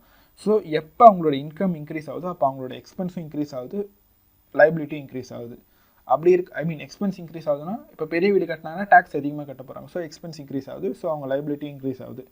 ஸோ இதுதான் வந்து ஒரு மிடில் கிளாஸோட நிலைமை. இதனால தான் இந்த ஒரு மைண்ட் செட்னால தான் மிடில் கிளாஸ் வந்து கஷ்டப்படுறாங்க. ஸோ இந்த மைண்ட் செட்டை மாற்றுறது மூலமாக நம்ம வந்து ஒரு மிடில் கிளாஸில் இருந்து அப்பர் மிடில் கிளாஸ் இல்லை ஒரு ரிச் பர்சன் அந்த மாதிரி ஒரு இதை வந்து நம்மளால் அடைய முடியும். ஸோ மைண்ட் செட் தான் இதோட கீ. மிடில் கிளாஸ் வந்து ஃபஸ்ட் அவங்க இன்கம் வருது, அவங்க ஒரு ஓனருக்காக வேலை செய்வாங்க. அடுத்தது அவங்க எக்ஸ்பென்ஸ் வருது, அந்த எக்ஸ்பென்ஸ் வந்து முக்கால்வாசி வந்து கவர்மெண்ட்காக அவங்க வேலை செய்வாங்க. அடுத்தது அவங்க பேங்க்குக்கு வந்து லோனை ரீபே பண்ணுவாங்க, ஆர் மோட்டரேஜ் வேல்யூ சம்திங் ஏதோ ஒன்று இருக்கும், அது வந்து அவங்க பேங்க்குக்காக வேலை செய்வாங்க.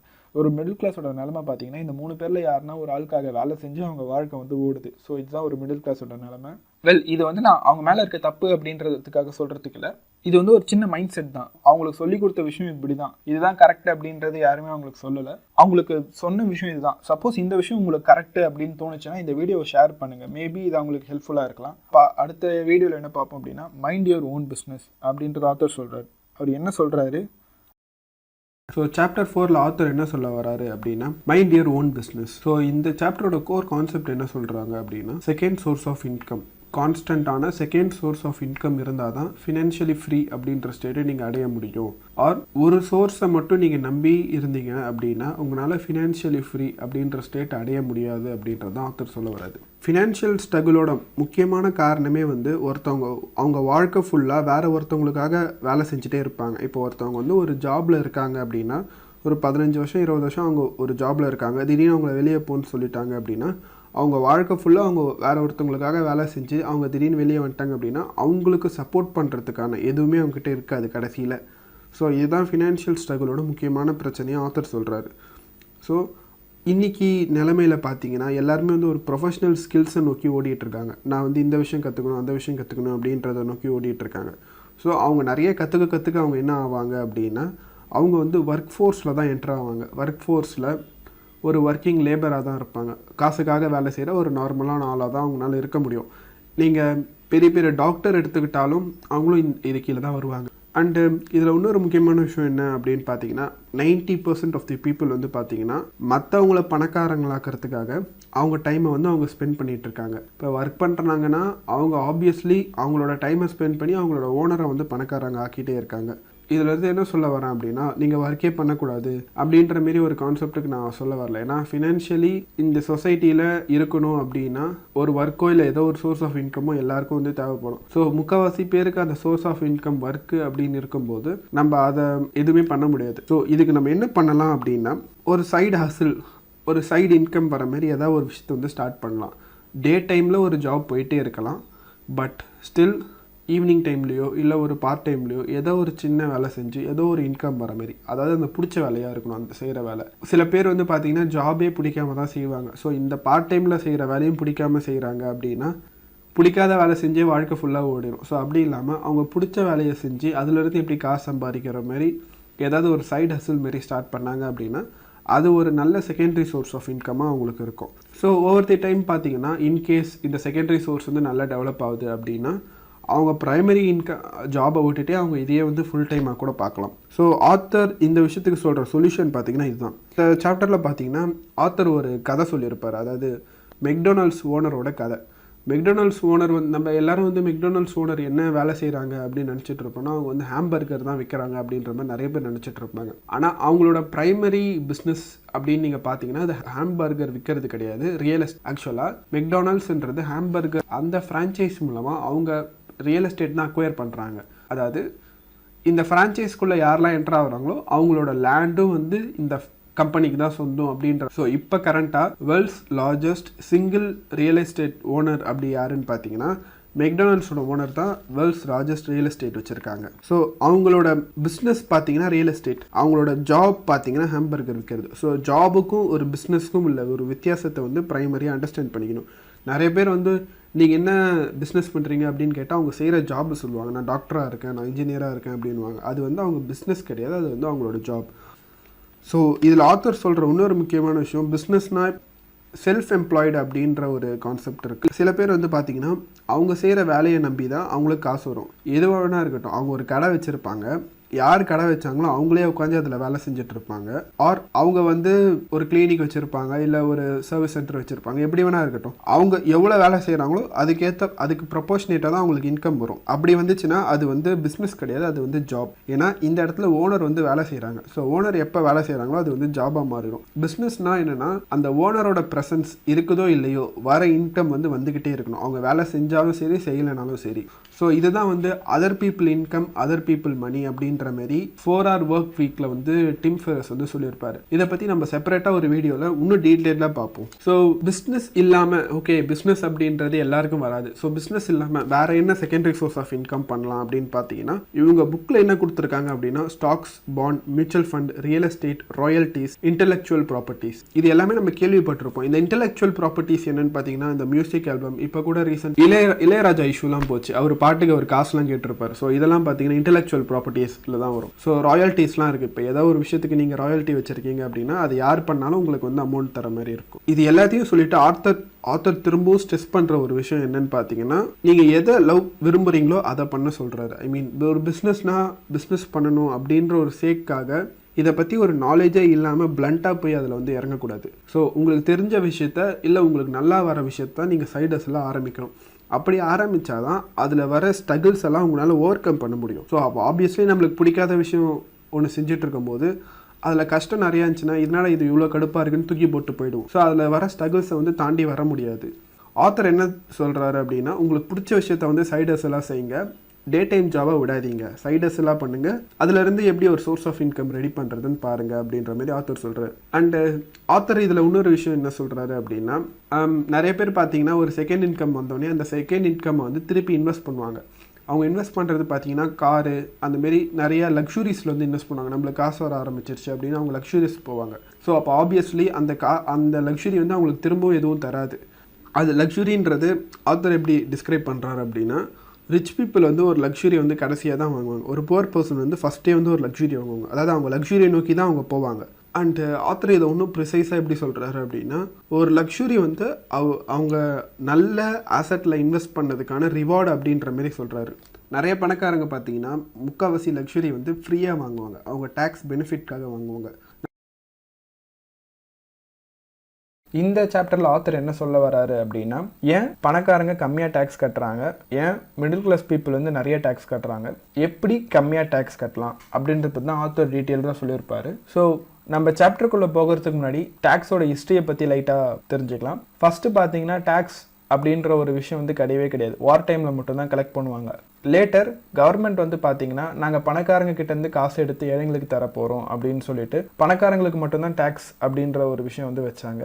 அதுக்கப்புறம் வந்து பார்த்தீங்க ஸோ ஓகே எல்லாருக்கும் சரி சமமாக இருக்கணும் அப்படின்னு சொல்லிட்டு எல்லார்கிட்டையும் வந்து டேக்ஸ் வந்து கலெக்ட் பண்ண ஆரம்பித்தாங்க. ஆனால் பணக்காரங்க மட்டும் ஸ்மார்ட்டாக ப்ளே பண்ணி இதிலேருந்து வெளியே வந்துட்டாங்க. இன்னும் middle class and poor person வந்து மாட்டிக்கிட்டு இருக்காங்க. இன்னும் சொல்ல போனால் நிறைய மிடில் கிளாஸ் வந்து புவர் பர்சனுக்கும் சேர்த்து வந்து டேக்ஸ் கட்டிட்டு இருக்காங்க. ஸோ பணக்காரங்க எப்படி இதிலேருந்து வெளியே வராங்க அப்படின்னு பார்த்தீங்கன்னா கார்பரேஷன் அப்படின்ற ஒரு விஷயத்தை யூஸ் பண்ணி தான். ஸோ கார்பரேஷன்னா நம்ம எல்லாரும் நினச்சிட்டு இருக்க மாதிரி ஒரு பில்டிங்கோ இல்லை ஒரு 10 பேர் வேலை செய்கிறதோ இல்லை ஒரு ஆளுக்கு ஒரு பெரிய கம்பெனி வச்சு ஒரு 500 பேர் வேலை வாங்குறதோ கிடையாது. கார்பரேஷன்ன்றது ஒரு சின்ன லீகல் டாக்குமெண்ட், அவ்வளோதான். ஒரு ரெஜிஸ்டர் பண்ணப்பட்ட லீகல் டாக்குமெண்ட் தான் கார்பரேஷன்.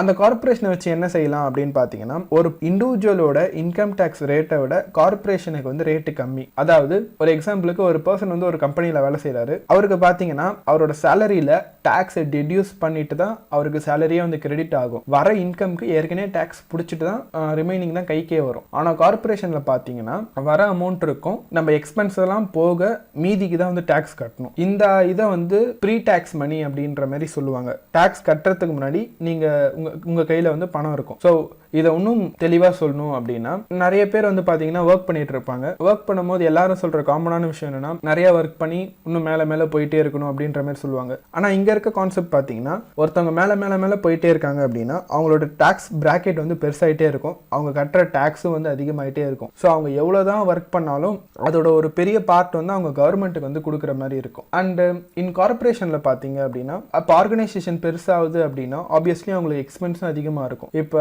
ஒரு ஆர்கனைசேஷனோட இன்கம் வந்து 1 lakh வருது அப்படின்னா பெருசாக அவங்களோட இன்கமும் அதிகமாகவும் அவங்களோட எக்ஸ்பென்ஸும் அதிகமாகிட்டு தான் இருக்கும். ஸோ அவங்களுக்கு வர இன்கம் அண்ட் அவங்களுக்கு வர எக்ஸ்பென்ஸை வந்து கம்பெனி எக்ஸ்பென்ஸ் அப்படின்னு மைனஸ் பண்ணிடுவாங்க. கையில் இருக்க மீதி அமௌண்ட்டுக்கு மட்டும்தான் ஒரு கார்பரேஷன் வந்து டேக்ஸ் கட்டணும். ஸோ ரிச் வந்து டேக்ஸே கட்ட மாட்டாங்கன்னு சொல்ல வரல, அவங்க எவ்வளோ மினிமமாக கட்டணுமோ அந்த அளவுக்கு மட்டும்தான் வந்து கட்டுவாங்க. ஸோ இதை பற்றி இன்னும் நீங்கள் டீட்டெயில்டாக தெரிஞ்சுக்கணும் அப்படின்னா ஆத்தர் வந்து 4 விஷயத்தை பற்றி சஜஸ்ட் பண்ணுறாரு. அதாவது accounting, investing, law and understanding the market. இந்த 4 விஷயத்தையும் நீங்கள் நல்லா தெரிஞ்சு வச்சுக்கிட்டீங்க அப்படின்னா உங்கள் ஃபினான்ஷியல் நாலேஜ் வந்து அதிகமாகும். ஸோ ஆத்தர் என்ன சொல்கிறாரு அப்படின்னா, இதுதான் வந்து ஃபினான்ஷியல் ஐக்யூ அப்படின்ற மாதிரி ஆத்தர் காயின் பண்ணுறாரு, ஃபினான்ஷியல் இன்டெலிஜென்ஸ். ஸோ அக்கௌண்டிங்னா the ability to read financial statement and balance sheet அப்படின்ற மாதிரி ஆத்தர் சொல்கிறாரு. அந்த அளவுக்கு ஒரு அண்டர்ஸ்டாண்டிங் இருந்தால் போதும். இன்வெஸ்டிங் பார்த்தீங்கன்னா அது சயின்ஸ் ஆஃப் மணி மேக்கிங் அப்படின்ற மாதிரி சொல்லுவாங்க. ஏன்னா நம்ம ஒரு இடத்துல பணம் போடுறோம், அதுவாக வந்து டெவலப் ஆகும் அப்படின்னா அதுக்கு ஒரு ஸ்ட்ராட்டஜி இருக்குது, அதுக்கு ஒரு ஃபார்முலா இருக்குது. ஸோ இதெல்லாம் வந்து லைட்டாக வந்து ஒரு ஐடியா இருக்கணும். அண்ட் அடுத்தது லா பார்த்தீங்கன்னா,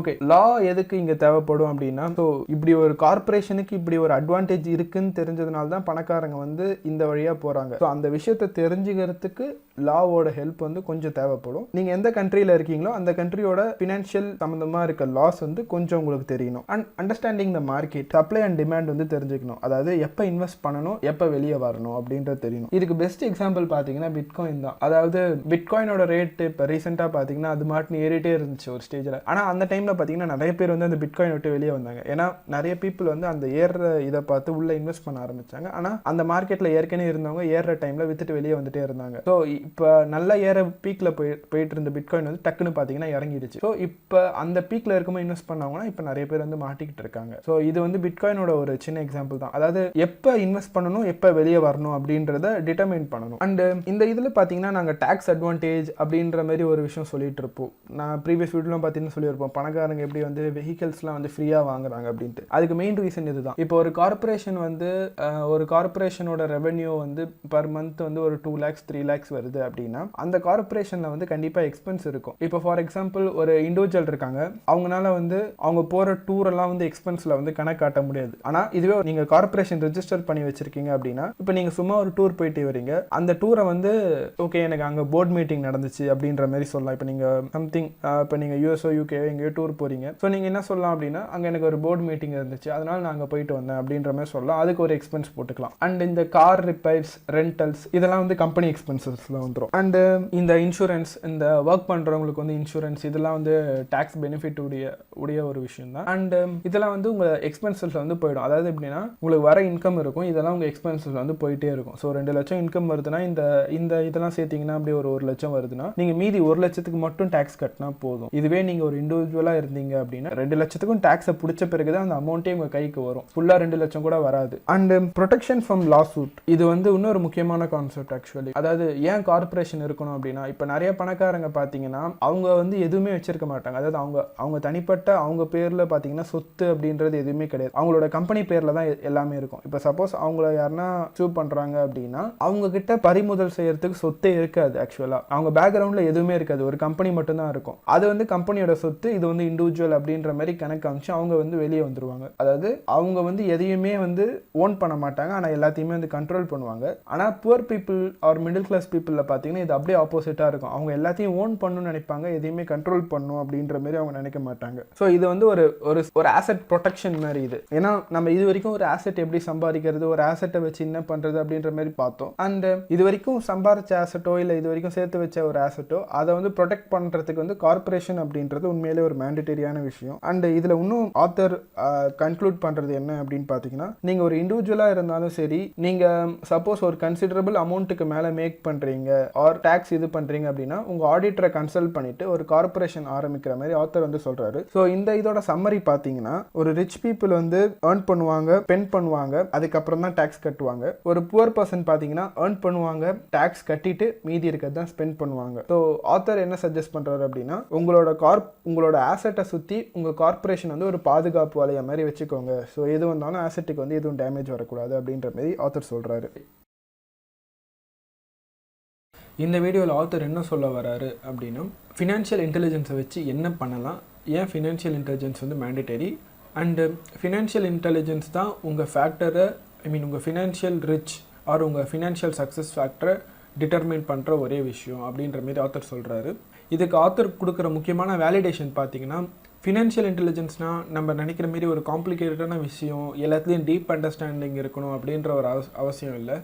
அவங்க என்ன சொல்ல வராங்கன்றது பேசிக் புரிஞ்சால் போதும். ஓவர் தி டைம் வந்து அதை கொஞ்சம் கொஞ்சமாக டெவலப் பண்ணிக்கலாம். அண்டு நிறைய பேருக்கு இந்த பேசிக் தெரியும், ஆனாலும் அவங்க இன்னும் பணக்காரங்களாகாமல் அப்படியே இருப்பாங்க. அதுக்கு ரீசன் என்ன அப்படின்னு பார்த்தீங்கன்னா அவங்களோட பயம்தான். நிறைய பேர் வந்து இப்போ 1 லட்ச ரூபாய் சம்பாதிக்கும் போது வர எக்ஸைட்மெண்ட்டை விட அந்த 1 லட்ச ரூபாய் லாஸ் ஆகிடுச்சுன்னா வர பயம் தான் நிறைய பேருக்கு அதிகமாக இருக்கும்.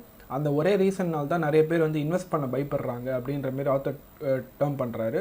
அண்டு நீங்கள் ப்ராக்டிக்கல் லைஃப்பில் பார்த்தீங்கன்னா அது உண்மை தான். ஏன்னா நிறைய பேருக்கு வந்து அவங்க கஷ்டப்பட்டு சம்பாரிச்சிருப்பாங்க, அதை இன்வெஸ்ட் பண்ணுறதுக்கு பயமாக இருக்கும். அந்த ஒரே ரீசன்னால தான் வந்து அவங்க இந்த ஃபினான்ஷியல் பிளானர் ஆர் வேறு ஏதாவது டேர்ம் இன்வெஸ்ட்மெண்ட் மாதிரி, அதாவது ஒரு பேக்கேஜ் இன்வெஸ்ட்மெண்ட் மாதிரி சொல்லுவாங்க. நீங்கள் பேங்க்கில் போய் போட்டிங்கன்னா உங்களுக்கு ஃபிக்ஸட் டெபாசிட், அது ஒரு பேக்கேஜ். அதாவது இது வரைக்கும் நம்ம பார்த்த இன்வெஸ்ட்மெண்ட் எல்லாமே வந்து பேக்கேஜ் இன்வெஸ்ட்மெண்ட்ஸில் தான் வரும். ஸோ இது வந்து ஒரு ரியல் இன்வெஸ்டர் வந்து இப்படி பண்ண மாட்டாங்க, அவங்க இன்வெஸ்ட் பண்ணுற விதமே வேறையாக இருக்கும். அதை நம்ம வீடியோ எண்டில் வந்து பார்ப்போம். இதில் ஆத்தர் சொல்கிற இன்னொரு முக்கியமான விஷயம் பார்த்தீங்கன்னா, இப்போ நீங்கள் இது வரைக்கும் வீடியோவில் பார்த்தீங்கன்னா பணம் எப்படி ஒர்க் ஆகுது, பணத்தை வச்சு என்ன செய்யலாம் அப்படின்ற மாதிரி நம்ம நிறைய விஷயம் வந்து பார்த்துருப்போம். அண்டு எல்லாருக்குமே வந்து ஒரு சூப்பர் ஐடியா வந்து இருக்கும். இப்போ எனக்கு காசு இருந்துச்சுன்னா நான் இதெல்லாம் இன்வெஸ்ட் பண்ணுவேன் அப்படின்ற ஒரு ஐடியா இருக்கும். காசு இல்லை ஆர் காசு கம்மியாக இருக்குது அப்படின்ற ஒரே காரணத்தினால வந்து நிறைய பேர் வந்து அவங்க ஐடியா வந்து ட்ராப் பண்ணிடுவாங்க. ஸோ எப்படி உங்ககிட்ட காசே இல்லைனாலும் நீங்கள் இந்த இன்வெஸ்ட் பண்ணலாம் ஆர் உங்கள் ஐடியா வந்து சக்ஸஸ் ஆக்கலாம் அப்படின்றது ஆத்தர் சொல்கிறாரு. இதுக்கு ஆத்தர் கொடுக்குற எக்ஸாம்பிள் பார்த்தீங்கன்னா அவரோட field real estate and small cap இன்வெஸ்ட்மெண்ட்லேருந்து அவர் கொடுக்குறாரு. ஸோ ரியல் எஸ்டேட்டில் பார்த்தீங்கன்னா ஒரு டைமில் வந்து மார்க்கெட் டிப்ரெஷன் ஆச்சு. டிப்ரெஷன் டைம் மார்க்கெட் வந்து டவுன் ஆகிட்டு இருக்கு. அந்த டைமில் பார்த்தீங்கன்னா எல்லாருமே வந்து மார்க்கெட்டில் வந்து ஓகே வித்துட்டு வந்து போயிட்டே இருக்காங்க. ஏன்னா மார்க்கெட் கிராஷ் ஆச்சு, அதனால தான் டவுன் ஆச்சு. அதாவது ஷேர் மார்க்கெட் கிராஷ் ஆச்சு, அதனால வந்து ரியல் எஸ்டேட் வந்து டவுன் ஆச்சு. ஸோ ஷேர் மார்க்கெட்டில் லாஸ் வருது, அந்த லாஸை சரி கட்டுறதுக்காக எல்லாருமே வந்து ரியல் எஸ்டேட்டை வித்துட்டு வந்து போயிட்டே இருக்காங்க. ஸோ ஆத்தர் வந்து இந்த மார்க்கெட் கிராஷ் அவர் இன்வெஸ்ட் பண்ணது லாஸில் தான் இருக்கும். சேம் டைம் வந்து அவர் எப்படி சொல்கிறது, ஒரு கோல்டன் ஆப்பர்ச்சுனிட்டியாக தான் ஆத்தர் பார்க்குறாரு. நம்ம நிறைய பேர் வந்து மார்க்கெட் கிராஷ்னா என்னடா இது கிராஷ் ஆயிடுச்சு அப்படின்ற மாதிரி யோசிக்கலாம். அவர் வந்து அந்த டைமில் வந்து நிறைய இன்வெஸ்ட் பண்ணுறாரு, இன்னும் நிறைய இன்வெஸ்ட் பண்ணுறாரு. அண்ட் அவர்கிட்ட பணம் ரொம்ப கம்மியாக இருக்குது. ஏன்னா அவர் நிறைய இன்வெஸ்ட் பண்ணுறாரு, நிறைய பேர் விற்கிறத வாங்குறாரு. ஸோ அவர்கிட்ட இருக்கிற அமௌண்ட்லாம் வந்து இதுக்கே சரியாக போயிடுது. ஸோ அவருக்கு எக்ஸ்ட்ரா அமௌண்ட் தேவைப்படுதுன்னு அவர் ஃப்ரெண்டு கிட்ட கடன் வாங்கி ஒரு வீடை வந்து வாங்குறாரு. வாங்கிட்டு அந்த வீடுக்கு வந்து சம்திங் ஒரு வட்டி இவ்வளோ தரணும் அப்படின்ற மாதிரி இது பண்ணுறாங்க. ஸோ கொஞ்ச நாள்லேயே வந்து என்ன ஆகுதுன்னா அந்த வீடை அவர் வாங்கிட்டு அவருக்கு செல் பண்ணுறதுக்கு வந்து ஒரு ஆள் கிடைக்கிறாங்க. ஆக்சுவலாக ஒரு வீடு எப்படி வாங்குறாருன்னா, நம்ம நார்மலாக வந்து டைரெக்டாக விற்கிறாங்கன்னா, இப்போ ஒரு 10 லட்ச ரூபாய் வீடு இருக்குன்னா ஓகே நம்மளுக்கு கஷ்டமாக இருக்குது, ஸோ ஒரு 7 லட்ச ரூபாய் கொடுத்தா போதும் அப்படின்ற மாதிரி விற்கிறாங்க. அண்ட் ஆத்தர் அப்படி வாங்காமல் ஆத்தர் வந்து ஏலத்தில் போய் வாங்குறாரு. ஸோ 10 லட்ச ரூபாய் வீடு வந்து 5 லட்ச ரூபாய்க்கு இல்லை 4 லட்ச ரூபாய்க்கு அப்படி எடுக்கிறாரு. எடுத்துட்டு கொஞ்ச நாள்லேயே வந்து ஒரு பொட்டன்ஷியல் இன்வெஸ்டர் வந்து அவருக்கு கிடைக்கிறாரு. கிடைச்ச உடனே அவர் என்ன பண்ணுறாருன்னா, இந்த வீடை வந்து விற்றுட்டு அந்த வட்டி காசு இருக்குது தெரியுமா, அதை வந்து ப்ராசஸிங் ஃபீ அப்படின்னு சொல்லிட்டு வாங்கிடுறாரு. ஸோ இனிஷியல் அமௌண்ட்டும் அவர் ஃப்ரெண்டு கிட்ட இவர் கொடுத்துட்றாரு, ப்ராசஸிங் ஃபீ மூலமாக வட்டி காசையும் கொடுத்துட்றாரு. ஸோ மீதி இருக்க ப்ராஃபிட் ஃபுல்லாக இவரோட பேக்கெட்டுக்கு வருது. அதாவது அவர்கிட்ட காசே இல்லைனாலும் காசை வந்து கிரியேட்டிவாக திங்க் பண்ணி காசை வந்து எப்படி வர வைக்கலாம்னு யோசிச்சு இது பண்ணுறாங்க. ஸோ இதுதான் இந்த சாப்டரோட பேஸ். இதுக்கு இன்னொரு எக்ஸாம்பிள் நான் சொல்லணும் அப்படின்னா, நான் பர்சனலாக வந்து பார்த்தீங்கன்னா கம்ப்யூட்டர் சர்வீஸ்லாம் பண்ணுவேன். ஸோ அதில் நிறைய வாங்கி விற்கிற இது இருந்தாலும் நான் பர்சனலாக இறங்குறது பார்த்தீங்கன்னா சாஃப்ட்வேர் சைடு வந்து இறங்குவேன். ஏன்னா சாஃப்ட்வேர் சைடுக்கு வந்து எனக்கு பர்சனலாக இன்வெஸ்ட்மெண்ட் வந்து ரொம்ப தேவைப்படாது. என்னோட பிரெயினும் அந்த டெக்னிக்ஸ் மட்டும் தான் என்னோட இன்வெஸ்ட்மெண்ட். அதை வச்சுட்டு நான் எதை வேணால் சரி பண்ணலாம், சரி பண்ணதுக்கு வந்து நான் சர்வீஸ் சார்ஜ் வாங்கிக்கலாம். ஸோ எனக்கு பெரிய இன்வெஸ்ட்மெண்ட் அப்படின்னு சொன்னால் எதுவுமே மணி இதில் சொல்கிறேன், நாலேஜ் டைம் வழியாக எனக்கு இன்வெஸ்ட்மெண்ட் நிறையா இருந்தாலும் மணி பேஸஸில் நான் பெருசாக எதுவும் இன்வெஸ்ட் பண்ணல. ஸோ இதை வச்சு நான் இது பண்ணிக்கலாம். ஸோ ரிச் இன்வென்ட் மணினா இதுதான். பணமே இல்லைனா கூட பணத்தை எப்படி இன்வென்ட் பண்ணலாம் அப்படின்னு கண்டுபிடிக்கிறது. அண்ட் இதுக்கு வந்து ஃபினான்ஷியல் நாலேஜ் வந்து மேண்டிட்டரி. ஏன்னா ஃபினான்ஷியல் நாலேஜ் இருந்தால் தான் நம்ம வந்து எப்படி பணத்தை சம்பாதிக்கலாம், எவ்வளோ க்ரியேட்டிவாக நம்ம யோசித்து பணத்தை சம்பாதிக்கிறோமோ அவ்வளோ சீக்கிரம் வந்து நம்ம வந்து பணக்காரன் ஆகிடலாம் அப்படின்ற மாதிரி ஆத்தர் சொல்கிறாரு.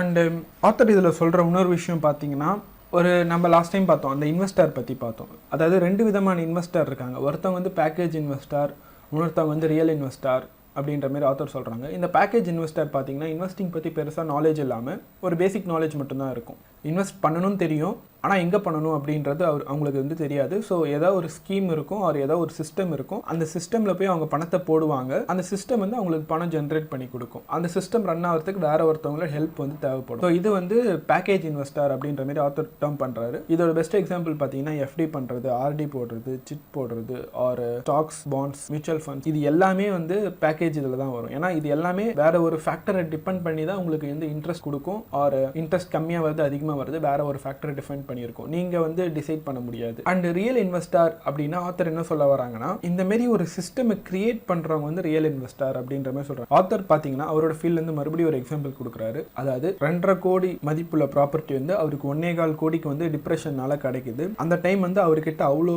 ஹெவி அமௌண்ட் வந்து இல்லை. அதனால என்ன பண்றாருன்னா, அவர் வந்து ஒரு அக்ரிமெண்ட் மாதிரி போட்டுக்கிறாரு. இந்த ப்ராப்பர்ட்டியை நான் வாங்கிக்கிறேன், எனக்கு இத்தனை நாள் டைம் வேணும் அப்படின்ற மாதிரி போட்டுட்டு, அந்த டைம்ல அவர் என்ன பண்றாருன்னா பொட்டன்ஷியல் பையர்ஸ், அதாவது வேற யார்கிட்ட இந்த மாதிரி கேஷ் இருக்கும், இந்த மாதிரி வாங்குற ஆள் வேற யாரு அப்படின்ட்டு அவர் கண்டுபிடிக்கிறார். இப்போ அக்ரிமெண்ட் வந்து அவர் ஒரு 3 மாசத்துக்கு அக்ரிமெண்ட் போட்டிருக்காருன்னா அந்த 3 மாசத்துக்குள்ளே அவர் தேடி ஒரு பையரை வந்து கண்டுபிடிக்கிறார். ஸோ அந்த பையர் கிட்ட போய் என்ன சொல்றாருன்னா, இந்த மாதிரி இதோட மதிப்பு வந்து 2 கோடி, எனக்கு வந்து இது 1.25 கோடிக்கு வருது, நான் வந்து உங்களுக்கு 1.5 கோடிக்கு தரேன் அப்படின்ற மாதிரி சொல்றாரு. ஆர் இல்ல எனக்கு இது கமிஷன் வேணும் அப்படின்ற மாதிரி சம்திங் அவர் கேட்கிறாரு. கேட்கும்போது அவரும் ஓகே நம்மளுக்கும் லாபம் இருக்கு அப்படின்னு சொல்லிட்டு அவர் வந்து இந்த ப்ராப்பர்ட்டியை வந்து எடுத்துக்கிறாரு. எடுத்துட்டு ஆத்தர் இந்த டீலை கண்டுபிடிச்சதுனால ஆத்தருக்கு வந்து ஒரு கமிஷன் தராது. அதாவது நிறைய பேர் நம்ம என்ன நினைப்போம், நம்ம கிட்ட அவ்வளவு காசுல நம்மளால இன்வெஸ்ட் பண்ண முடியாது அப்படின்னு நினைக்கிற இந்த டைம்ல ஆத்தர் வந்து அவரோட ஃபினான்ஷியல் இன்டெலிஜென்ஸை யூஸ் பண்ணி அவர் வந்து இதுல இருந்து காசு எடுத்துக்கிறாரு. அதாவது காசே போடாம அவர் வந்து காசு எடுத்திருக்காரு. ஸோ இதோட ரிட்டர்ன் ஆஃப் இன்வெஸ்ட்மெண்ட் பாத்தீங்கன்னா இன்ஃபினிட்டில இருக்கும். காசே போடாம காசு எடுக்கிறது வந்து இந்த ஸ்ட்ராட்டஜி.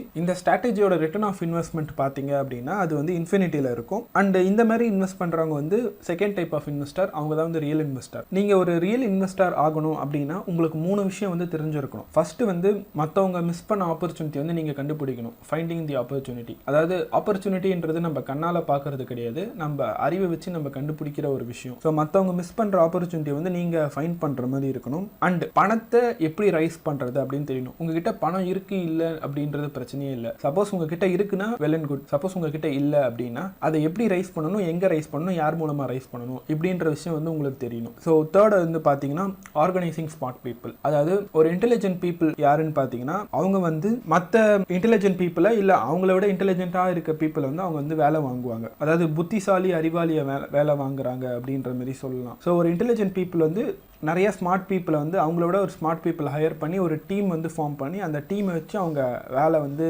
எக்ஸ்ட்ராக்ட் பண்ணுவாங்க. ஸோ ஆத்தர் இந்த சாப்டர் எப்படி கன்க்ளூட் பண்ணுறாருன்னா, உங்களோட ஃபினான்ஷியல் நாலேஜ் தான் உங்களோட கிரேட்டஸ்ட் வெல்த். நீங்கள் எந்த இன்வெஸ்ட்மெண்ட்டில் இன்வெஸ்ட் பண்ணுறதுக்கு முன்னாடி உங்கள் ஃபினான்ஷியல் நாலேஜில் இன்வெஸ்ட் பண்ணுங்கள். ஏன்னா இந்த நாலேஜை வச்சு தான் உங்களால் மற்ற இன்வெஸ்ட்மெண்ட்டை வந்து சக்ஸஸ்ஃபுல்லாக ரன் பண்ண முடியும். அண்டு உங்களோட கிரேட்டஸ்ட் ரிஸ்க் பார்த்தீங்கன்னா உங்களுக்கு எது தெரியாதோ அதான் உங்களோட கிரேட்டஸ்ட் ரிஸ்க். அதை நீங்கள் கம்ப்ளீட்டாக தெரிஞ்சுக்கிற வரைக்கும் அதில் இன்வெஸ்ட் பண்ணாதீங்க. அப்படி இல்லைனா ஒரு டெஸ்ட் அமௌண்ட் மாதிரி இன்வெஸ்ட் பண்ணி என்ன பண்ணலாம் அப்படின்ற மாதிரி பாருங்கள். பட் அதில் தெரியாமல் போய் ஃபுல்லாக இன்வெஸ்ட் பண்ணாதீங்க. ஸோ ரிஸ்க்கை வந்து ஃபுல்லாக அவாய்ட் பண்ணாமல், ஒரு ரிஸ்க்கை வந்து அப்படியே இது எனக்கு தெரியவே தெரியாதுன்னு அப்படியே ஃபுல்லாக தள்ளி வச்சிடாமல் அதை எப்படி மேனேஜ் பண்ணலாம் அப்படின்ற மாதிரி பாருங்கள் அப்படின்ற மாதிரி ஆத்தர் வந்து இந்த சாப்டர் கன்க்ளூட் பண்ணுறாரு.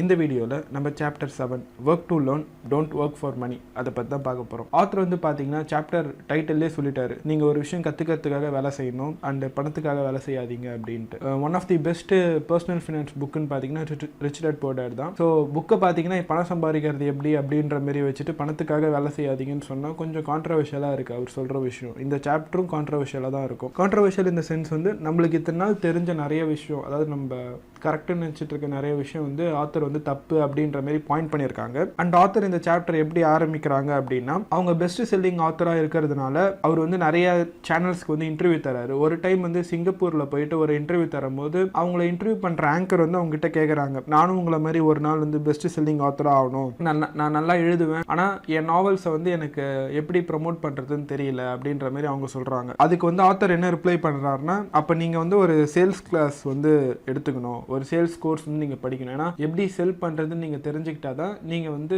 உங்கள் இதை ப்ரொமோட் பண்ண முடியும் அப்படின்ற மாதிரி ஆத்தர் சஜஸ்ட் பண்ணுறாரு. அதுக்கு உடனே அவங்க கோபமாயிட்டு, நான் வந்து இங்கிலீஷில் வந்து மாஸ்டர்ஸ் டிகிரி வச்சுருக்கேன், நான் வந்து சேல்ஸ் படிக்கணுன்ற அவசியம் இல்லை, அண்டு சேல்ஸ் படிச்சுட்டு நான் போயிட்டு எப்படி எல்லாத்தையும் வந்து வித்துட்டு இருக்கணுமா, அது எனக்கு அவசியம் இல்லை அப்படின்ட்டு ரொம்ப கடுப்பாயிடுறாங்க அவங்க ஆத்தர் மேலே. அண்டு ஆத்தர் வந்து ஒரு விஷயம் பின் பாயிண்ட் பண்ணுறாரு. அவங்க இன்டர்வியூவில் வந்து ஆத்தரோட பெஸ்ட் செல்லிங் புக்கு வந்து இருக்குது. அதை அவர் காமிச்சு அவர் சொல்கிறாரு, நான் வந்து பெஸ்ட் செல்லிங் ஆத்தர் தான், பெஸ்ட் ரைட்டிங் ஆத்தர் கிடையாது. ஸோ உங்ககிட்ட எவ்வளோ ஸ்கில் வேணா இருக்கட்டும், அதாவது நீங்க ஒரு விஷயத்துல எவ்வளோ சூப்பராக வேணா இருக்கட்டும், அதை உங்களுக்கு மார்க்கெட் பண்ண தெரியல அப்படின்னா அந்த ஸ்கில் வந்து வேஸ்ட் அப்படின்ற மாதிரி ஆத்தர் வந்து சொல்றாரு. ஸோ நீங்க பணக்காரங்களை ஆகணும் அப்படின்னா உங்க ஸ்கில்ஸை மார்க்கெட் பண்றது உங்களுக்கு தெரியணும். அதுக்கு சேல்ஸ் அண்ட் மார்க்கெட்டிங் ஸ்கில்ஸ் வந்து மேண்டேட்டரி அப்படின்ற மாதிரி ஆத்தர் சொல்றாரு. ஸோ இந்த இதுக்கு வந்து ஆத்தர் இன்னொரு எக்ஸாம்பிள் தராரு. அதாவது ஆத்தர் ஃபர்ஸ்ட் எழுதின புக்கு பார்த்தீங்கன்னா, if you want to be rich and happy don't go to school. அதை ஒரு பப்ளிஷர் கிட்ட எடுத்துட்டு போகும்போது பப்ளிஷர் என்ன சொல்றாங்கன்னா, இந்த மாதிரி டைட்டில் வச்சிங்கன்னா புக்கு வந்து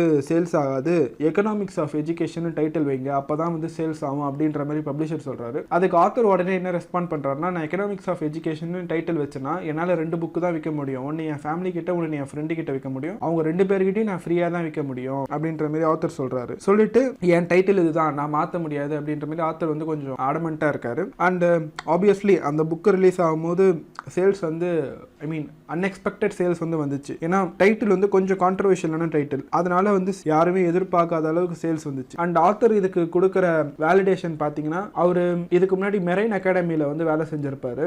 அண்ட் ஸ்டான்ஃபோர்ட் ஆயிலில் வேலை செய்யும்போது அவங்களோட புவர் டாட் என்ன நினைச்சாங்கன்னா, அவங்க வந்து அங்கே கொடுக்குற பேக்காக அங்கே வேலைக்கு போகிறாங்க அப்படின்ற மாதிரி நினைச்சாங்க. பட் ஆத்தர் வந்து அங்கே கற்றுக்கிற ஸ்கில்லுக்காக வந்து அங்கே வேலைக்கு போனார். அங்கே மெரைன் அகாடமியில் வந்து அவர் எப்படி ஒரு ட்ரூப்பை லீட் பண்ணும் அப்படின்ற மாதிரி கற்றுக்கிட்டாரு. அண்ட் ஆயிலில் வந்து பார்த்தீங்கன்னா இன்டர்நேஷனல் பிஸ்னஸ் வந்து அவர் கற்றுக்கிட்டாரு. ஸோ இந்த 2 ஸ்கில்லுக்காகவும் தான் அவர் அங்கே போய் வேலை பார்த்தாரு. அண்ட் அவர் 3ஆவதா வேலை பார்த்த கம்பெனி பார்த்தீங்கன்னா ஜெராக்ஸ் மிஷினில் வேலை பார்த்தாரு. அங்கே வந்து ஒரு சேல்ஸ் பர்சனாக இருந்தார் 4 வருஷத்துக்கு. ஸோ அந்த டைமில் வந்து அவர் சேல்ஸில் அவர் வந்து சூப்பரான ஒரு சேல்ஸ் பர்சன் அப்படின்னு ஒரு பேர் எடுக்கிற வரைக்கும் அவர் அங்கே வந்து வேலை பார்த்தாரு. ஸோ அவர் என்ன சொல்றாருன்னா, நம்ம ஒரு ஜாபுக்கு போகும்போது அந்த ஜாபோட பேவை வந்து ஃபர்ஸ்ட் ப்ரிஃபரன்ஸாக வச்சு அங்கே போகாமல் அந்த ஜாபுக்கு போனால் என்ன ஸ்கில்லு கற்றுக்க முடியும், அந்த ஸ்கில்லு லாங் டேர்மில் எப்படி யூஸ் ஆகும் அப்படின்றத பேஸ் பண்ணி ஒரு ஜாபை வந்து சூஸ் பண்ண சொல்றாரு. அண்ட் இவர் சொல்ற இந்த விஷயம் பாத்தீங்கன்னா நம்ம ட்ரெடிஷ்னல் எஜுகேஷன் சிஸ்டம், அதாவது ட்ரெடிஷ்னல் எஜுகேஷன்ல பாத்தீங்கன்னா ஒரு விஷயத்தை வந்து ஸ்பெஷலைஸ்டா கத்துக்கணும் அப்படின்ற மாதிரி சொல்லுவாங்க. ஒரு விஷயம் எல்லா விஷயத்திலையும் கொஞ்சம் கொஞ்சம் கத்துக்காம ஒரே விஷயத்தை வந்து ஸ்பெஷலிஸ்டா கத்துக்கணும் அப்படின்ற மாதிரி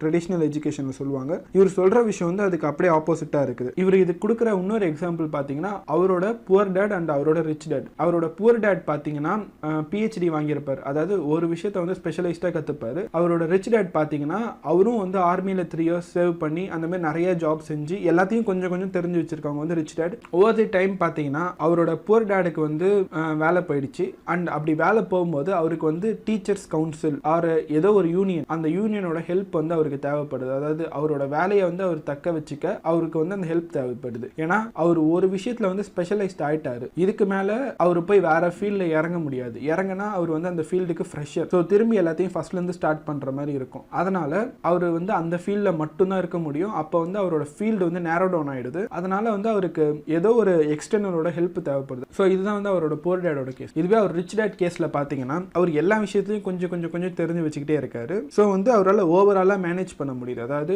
ஒரு இன்டெலிஜென்ட் பீப்புள் வந்து அவங்களோட ஸ்மார்ட் பீப்புளை வந்து ஹையர் பண்ணி அவங்க கிட்ட இருந்து ஒர்க் எக்ஸ்ட்ராக்ட் பண்ணுவாங்க. ஸோ ரிச் டேடுக்கு எல்லா ஃபீல்ட்லையும் கொஞ்சம் கொஞ்சம் நாலேஜ் இருக்கிறதுனால அந்த ஸ்மார்ட் பீப்புள் என்ன வேலை செய்யறாங்க, வேலை ஓரளவுக்கு செய்யறாங்களா அப்படின்றது அளவுக்கு ஜட்ஜ் பண்ற அளவுக்கு அவருக்கு நாலேஜ் இருந்தா போதும். மற்ற வேலைலாம் அவர் ஹையர் பண்ணி பாத்துக்கிறாரு. அண்ட் அடுத்த விஷயம் பாத்தீங்கன்னா ரிச் டேட் உண்மையிலே ஒரு ப்ரீஷியஸான அட்வைஸ் சொல்றாரு. சப்போஸ் நீங்க ஏதாவது ட்ரை பண்ணணும் அப்படின்னா ஒரு 30 வயசுக்குள்ளே அதை ட்ரை பண்ணி தோத்து போயிடுங்க. ஏன்னா அந்த 30 வயசுக்குள்ளே நீங்க ரிஸ்க் எடுத்து தோத்து போயிட்டீங்க அப்படின்னா உங்களால கண்டிப்பா ரெக்கவர் ஆகிட முடியும். ஒரு 40 வயசு 50 வயசுல போயிட்டு நம்ம ரிஸ்க் எடுத்தோம்னா கண்டிப்பா ரெக்கவர் ஆகலாம். பட் ஸ்டில் அது இன்னும் அந்த ரிஸ்கை வந்து அதிகப்படுத்தினார். ஸோ ஏஜ் ஃபேக்டர் அப்படின்றது ரொம்பவே முக்கியமான விஷயம். அவர் இதெல்லாம் சொல்லி முடிச்சுட்டு ஸோ இதுக்கு என்ன சொல்யூஷன் சொல்றாருன்னு பாத்தீங்கன்னா மோஸ்ட் ஆஃப் தி பீப்புள் பாத்தீங்கன்னா ஒர்க் பண்ணிட்டு தான் இருப்பாங்க.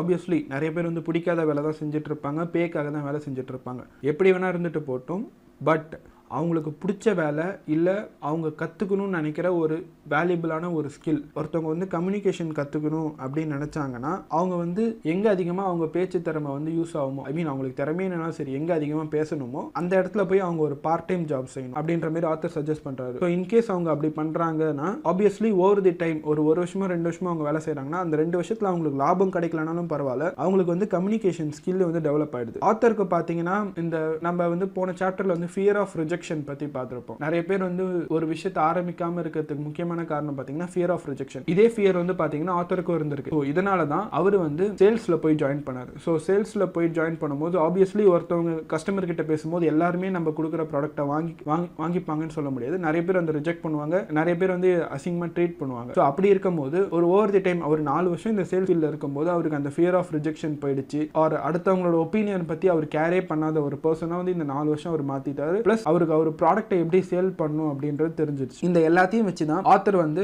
பெஸ்ட் செல்லிங் ஆத்தரா வந்து ஆயிருக்காரு. நம்ம நிறைய இடத்துல ஐ மீன் இதேக்குள்ள வந்து நம்ம நிறைய விஷயம் பார்த்துருப்போம். அதாவது ஃபாலோ யுவர் ட்ரீம்ஸ், உங்க ட்ரீம்ஸ் உங்களுக்கு பிடிச்ச வேலை மட்டும் தான் செய்யணும் அப்படின்ற மாதிரி ஆத்தரே நிறைய இடத்துல சொல்லியிருப்பாரு. பட் இந்த சாப்டர்ல சொல்ற இன்னொரு விஷயம் பாத்தீங்கன்னா அதுக்கு அப்படியே கொஞ்சம் கான்ட்ரோவர்ஷியலா இருக்கு. உங்களுக்கு பிடிச்ச வேலை செய்யணுன்றது கரெக்ட் தான், பட் எல்லா நேரத்துலயும் அப்படி இருக்கணும் அப்படின்னு சொல்ல முடியாது. இப்போ ஃபார் எக்ஸாம்பிள் வந்து ஜிம்முக்கு போறதை எடுத்துக்கலாமே. நிறைய பேருக்கு வந்து ஜிம்முக்கு போறது வந்து பிடிக்காது. ஸோ அவங்க பாடியை ஃபிட்டா வச்சுக்கணும், நிறைய நாள் வாழணும் அப்படின்றதுக்காக அவங்க ஜிம்முக்கு போவாங்க. பட் ஓவர் தி டைம் பாத்தீங்கன்னா நிறைய நாள் வாழணும் அப்படின்றது எல்லாருக்குமே பிடிச்ச விஷயம். அது அந்த ரிசல்ட் அச்சீவ் பண்ணணும் அப்படின்றதுக்காக அவங்க பிடிக்காத வேலை ஐ மீன் ஜிம்முக்கு போறதை வந்து செய்வாங்க. ஸோ இதே தான் நம்ம லைஃபும் ஆர் நம்ம ஒர்க்கும் இருக்கும். ஸோ நம்மளுக்கு பிடிச்ச ஒரு இடத்த அச்சீவ் பண்ணணும்னா நம்மளுக்கு பிடிக்காத சில வேலையை வந்து நம்ம ஓவர் கம் பண்ணி ஆகணும். அண்ட் ஓவர் தி டைம் வந்து நம்மளுக்கு ஒரு ரிசல்ட் கிடைச்சிருச்சுன்னு வச்சுக்கோங்களேன், இதுவே வந்து நம்ம பிடிச்சி செய்ய ஆரம்பிச்சோம். அண்ட் ஆத்தர் இதுல இன்னொரு முக்கியமான விஷயம் ஸ்ட்ரெஸ் பண்றாரு. ஸோ போறணும் முடிவு பண்றது வந்து பெரிய விஷயம் கிடையாது, போக ஆரம்பிக்கிறது தான் பெரிய விஷயம். எப்போ அந்த விஷயத்தை நீங்க ஸ்டார்ட் பண்றீங்களோ அப்பவே நீங்க வந்து பாதி ஜெயிச்சிட்டீங்க அப்படின்ற மாதிரி ஆத்தர் சொல்றாரு. ஆர் இதுல இந்த சாப்டர்ல வந்து ஆத்தரோட பாயிண்ட் ஆஃப் வியூ வந்து கொஞ்சம் ஒரு விஷயத்தை வந்து அவர் ஸ்ட்ரெஸ் பண்ணி சொல்லல. சப்போஸ் இது வந்து ஒரு சைடு, சப்போஸ் உங்களால வந்து இந்த சைடு எடுக்க முடியல அப்படின்னா நீங்க ஸ்கூல் ரெக்கமெண்ட் பண்ற மாதிரியே ஹைலி ஸ்பெஷலைஸ்ட் ஆயிட்டு ஒரு யூனியன் ப்ரொடெக்ஷனோட நீங்க இருக்கலாம் அப்படின்ற மாதிரி ஆத்தர் சொல்றாரு. பட் நிறைய பேர் வந்து பாத்தீங்கன்னா இந்த சைடும் போக முடியாது அந்த சைடும் போக முடியாத மாதிரி இருப்பாங்க. ஸோ ஆத்தர் இதில் சஜஸ்ட் பண்ணுறது என்னன்னா ஏதாவது ஒரு சைடு எடுத்துக்கோங்க. ஸோ நீங்கள் வந்து ஸ்பெஷலைஸ்டாக இருக்கீங்க அப்படின்னா இப்போ வேற ஃபீல்டு போக முடியாதுன்னா ஓகே நீங்கள் ஸ்பெஷலைஸ்டாக இருங்க, சேம் டைம் வந்து ஒரு யூனியன் ப்ரொடெக்ஷனோட உங்கள் ஜாபை வந்து நீங்கள் தக்க வச்சுக்கோங்க அப்படின்ற மாதிரி சொல்கிறாரு. அண்ட் இதுக்கு ஆத்தர் கொடுக்குற இன்னொரு எக்ஸாம்பிள் பார்த்தீங்கன்னா மெக்டானல்ட்ஸ் பற்றி கொடுக்குறாங்க. மோஸ்ட் ஆஃப் தி டைம் மெக்டானல்ட்ஸை விட பெட்டர் பர்கர் வந்து நம்ம எல்லாராலையும் செய்ய முடியும். பட் ஸ்டில் நிறைய பேர் ஏன் அவங்கள விட ஒரு பெரிய மார்க்கெட்டை வந்து பிடிக்க முடியல பார்த்தீங்கன்னா மெக்டானல்ட்ஸ் வந்து ஒரு பர்கர் செல்லிங் கம்பெனி தான். ஏன்னா அவங்க ஒரு சிஸ்டம் வச்சிருக்காங்க, பர்கரை சேல்ஸ் பண்ணுற system, I mean sales and delivery அந்த சிஸ்டம் வச்சிருக்காங்க. அந்த சிஸ்டம் அவங்க வந்து ஒரு பேசிக் பர்கரை வந்து எல்லார்கிட்டையும் டெலிவர் பண்ணுறாங்க. ஆத்தர் என்ன சொல்றாருன்னா உங்க ஸ்கில்ஸ் வந்து பேசிக்காக இருந்தால் பரவாயில்ல, ஓவர் தி டைம் வந்து அதை வந்து நீங்கள் வந்து மாற்றிக்கலாம். ஸோ வந்து ஒரு ஸ்பெஷலைஸ்டாக ஆக ட்ரை பண்ணாதீங்க, ஒரு விஷயத்தில் வந்து ஸ்பெஷலைஸ்டாக ஆனவுடனே அதை ஆரம்பிக்க ட்ரை பண்ணாதீங்க, அதை வச்சு பிஸ்னஸ் பண்ண ட்ரை பண்ணாதீங்க, நீங்கள் ஸ்டார்ட் பண்ணுங்க, ஓவர் தி டைம் வந்து அப்படியே வந்து அந்த இதில் வந்து ஸ்பெஷலைஸ்ட் ஆகிக்கலாம் அப்படின்ற மாதிரி ஆத்தர் வந்து இந்த விஷயத்தில் சொல்கிறாரு. அண்ட் ஆத்தர் இதுக்கு சொல்கிற இன்னொரு விஷயம் பார்த்தீங்கன்னா இப்போ நீங்கள் சூஸ் பண்ணுற டிசிஷன், அதாவது நீங்கள் நாலேஜ் பின்னாடி போகிறீங்க அப்படின்னா ஷார்ட் டேர்மில் வந்து அது உங்களுக்கு வந்து காசு வந்து கம்மியாக தான் தரும். பட் லாங் டேர்மில் பார்க்கும்போது அது வந்து உங்களுக்கு பெனிஃபிட்டாக இருக்கும். அண்ட் மோஸ்ட் இம்பார்ட்டன்ட் சில ஸ்கில்ஸ் எல்லாம் வந்து ஆத்தர் கற்றுக்க சொல்கிறாரு. அது என்னென்ன ஸ்கில்ஸ்ன்னு பார்த்தீங்கன்னா management of cash flow, management of systems, management of people. And இதை நம்மளே வந்து அடுத்த வீடியோ சீரிஸில் பார்ப்போம். ஸோ ஆத்தரோட இன்னொரு புக் பார்த்தீங்கன்னா கேஷ் ஃப்ளோ குவாட்ரண்ட். அந்த புக்கில் வந்து உங்கள் கேஷை எப்படி மேனேஜ் பண்ணுறது அப்படின்ற மாதிரி ஆத்தர் ரொம்ப டீட்டெயில்டாக சொல்லியிருப்பாங்க. அந்த வீடியோ சீரிஸில் வந்து நம்ம இதை பற்றி டீட்டெயில்டாக பார்ப்போம். And managing systems and managing people, Dale கார்னெகியோட how to win friends and influence people, அந்த மாதிரி புக்கில் வந்து மேனேஜிங் பீப்புளை பற்றி ரொம்பவே சூப்பராக சொல்லியிருப்பாங்க. ஸோ அதை பற்றி நம்ம டீட்டெயில்டாக பார்ப்போம் வரப்போகிற வீடியோஸில். ஸோ ஆத்தர் இந்த சாப்டர் எப்படி கன்க்ளூட் பண்ணுறாருன்னு பார்த்தீங்கன்னா சேல்ஸ் அண்ட் மார்க்கெட்டிங் ஸ்கில்லை வந்து அண்டர் எஸ்டிமேட் பண்ணாதீங்க, அதை வந்து கொஞ்சம் கற்று வச்சுக்கோங்க. ஸோ உங்கள் நாலேஜை என்ஹான்ஸ் பண்ணுறதுக்கு அந்த ஸ்கில் ரொம்பவே மேண்டட்டரி. அண்ட் கம்யூனிகேஷன் ஸ்கில்லையும் வந்து கொஞ்சம் கற்று வச்சுக்கோங்க அப்படின்ற மாதிரி ஆத்தர் சஜஸ்ட் பண்ணுறாரு. அண்ட் இதில் என் பர்சனல் ஒப்பீனியன் நான் சொல்லணும்னு பார்த்தீங்கன்னா இந்த புக்கு எழுதுனது வந்து 1997 2000 அந்த டைமில் எழுதின புக்கு. ஸோ அந்த டைமில் பார்த்தீங்கன்னா சேல்ஸ் அண்ட் மார்க்கெட்டிங் தான் வந்து பீக்கில் இருந்துச்சு. ஸோ அதனால் ஆத்தர் சஜஸ்ட் பண்ணுற விஷயம் வந்து சேல்ஸ் அண்ட் மார்க்கெட்டிங்காக இருக்கலாம் அப்படின்றது என்னோட கெஸ். பட் நான் அது தேவையே இல்லைன்னு சொல்ல வரல, சேல்ஸ் அண்ட் மார்க்கெட்டிங்கும் தேவை தான். பட் இப்போ நம்ம இருக்கிறது வந்து பார்த்தீங்கன்னா இன்ஃபர்மேஷன் ஏஜ். ஸோ இன்ஃபர்மேஷன் ஏஜை பொறுத்த வரைக்கும் நம்மளோட நாலேஜ் தான் வந்து ஒரு பெரிய ஆசை. ஸோ உங்களுக்கு பிடிச்ச விஷயத்தில் எவ்வளோ நாலேஜ் கெயின் பண்ண முடியுமோ அந்த அளவுக்கு நாலேஜ் கெயின் பண்ணுங்க. கெயின் பண்ணி அதை வச்சு இன்ஃபர்மேஷனை வச்சு எப்படி பணம் சம்பாதிக்கலாம் அப்படின்ற மாதிரி பாருங்க.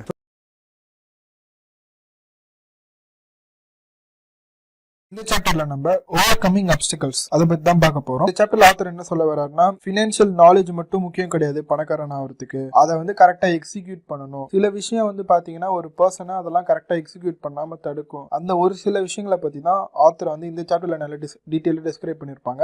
ஆத்தர் வந்து இதுல 5 விஷயத்தை பத்தி சொல்றாங்க: fear, cynicism, laziness, bad habit, arrogance. So இந்த 5 விஷயம் வந்து ஒரு பர்சனை எப்படி அவங்க financially rich or financially independent அப்படின்ற ஸ்டேட் அடையாம தடுக்குது, அண்ட் இதை எப்படி ஓவர் கம் பண்ணி நம்ம வந்து நம்மளோட கோலை அச்சீவ் பண்ணலாம் அப்படின்றத பத்தி ஆத்தர் இந்த சாப்டர்ல சொல்லியிருக்காங்க. ஸோ ஃபர்ஸ்ட் ரீசன் பாத்தீங்கன்னா ஃபியர், அதாவது ஃபியர் ஆஃப் லூசிங் மணி. கரெக்டா சொல்லணும், நம்ம இதை பத்தி லாஸ்ட் 2 வீடியோலயே வந்து நிறைய விஷயம் பார்த்திருப்போம். ஒருத்தவங்களுக்கு ஐ மீன் அந்த எக்ஸைட்மெண்ட் ஆஃப் வின்னிங் அப்படின்றத விட ஃபியர் ஆஃப் லூசிங் அப்படின்றது அதிகமா இருக்கும். ஸோ அதனால வந்து அவங்க இன்வெஸ்ட் பண்ண மாட்டாங்க, இல்ல எந்த ஒரு புது விஷயத்துலயும் இறங்க மாட்டாங்க. என்ன செய்யறாங்களோ கடைசி வரைக்கும் அதையே செஞ்சுட்டு ஓட்டணும் அப்படின்ற மாதிரி நினைப்பாங்க. ஆத்தர் இதுல என்ன சொல்றாருன்னா நீங்க வந்து தோக்கறது ஒரு விஷயமே கிடையாது, அந்த தோல்வியை நீங்க எப்படி ஹேண்டில் பண்றீங்களோ அதுலதான் வந்து விஷயமே இருக்கு அப்படின்ற மாதிரி ஆத்தர் சொல்றாரு. அதுக்கு அவர் ஆத்தர் என்ன சொல்றாருன்னா என் லைஃப்ல வந்து பணத்தை இழக்காத பணக்காரன்னு நான் பார்த்ததே கிடையாது, ஆனா ஒரு சின்ன விஷயம் கூட இழக்காம நிறைய பேர் வந்து மிடில் கிளாஸோ புவர் பீப்புளோ இருந்துட்டு இருக்காங்க அப்படின்ற மாதிரி ஆத்தர் சொல்றாரு. ஸோ இதுல அவர் என்ன சொல்ல வர்றாருன்னா நீங்க வந்து ரிஸ்க் எடுக்க துணிஞ்சவங்களா இருந்தா மட்டும்தான் உங்களால பணக்காரன் ஆக முடியும் அப்படின்றத ஆத்தர் சொல்றாரு. அண்ட்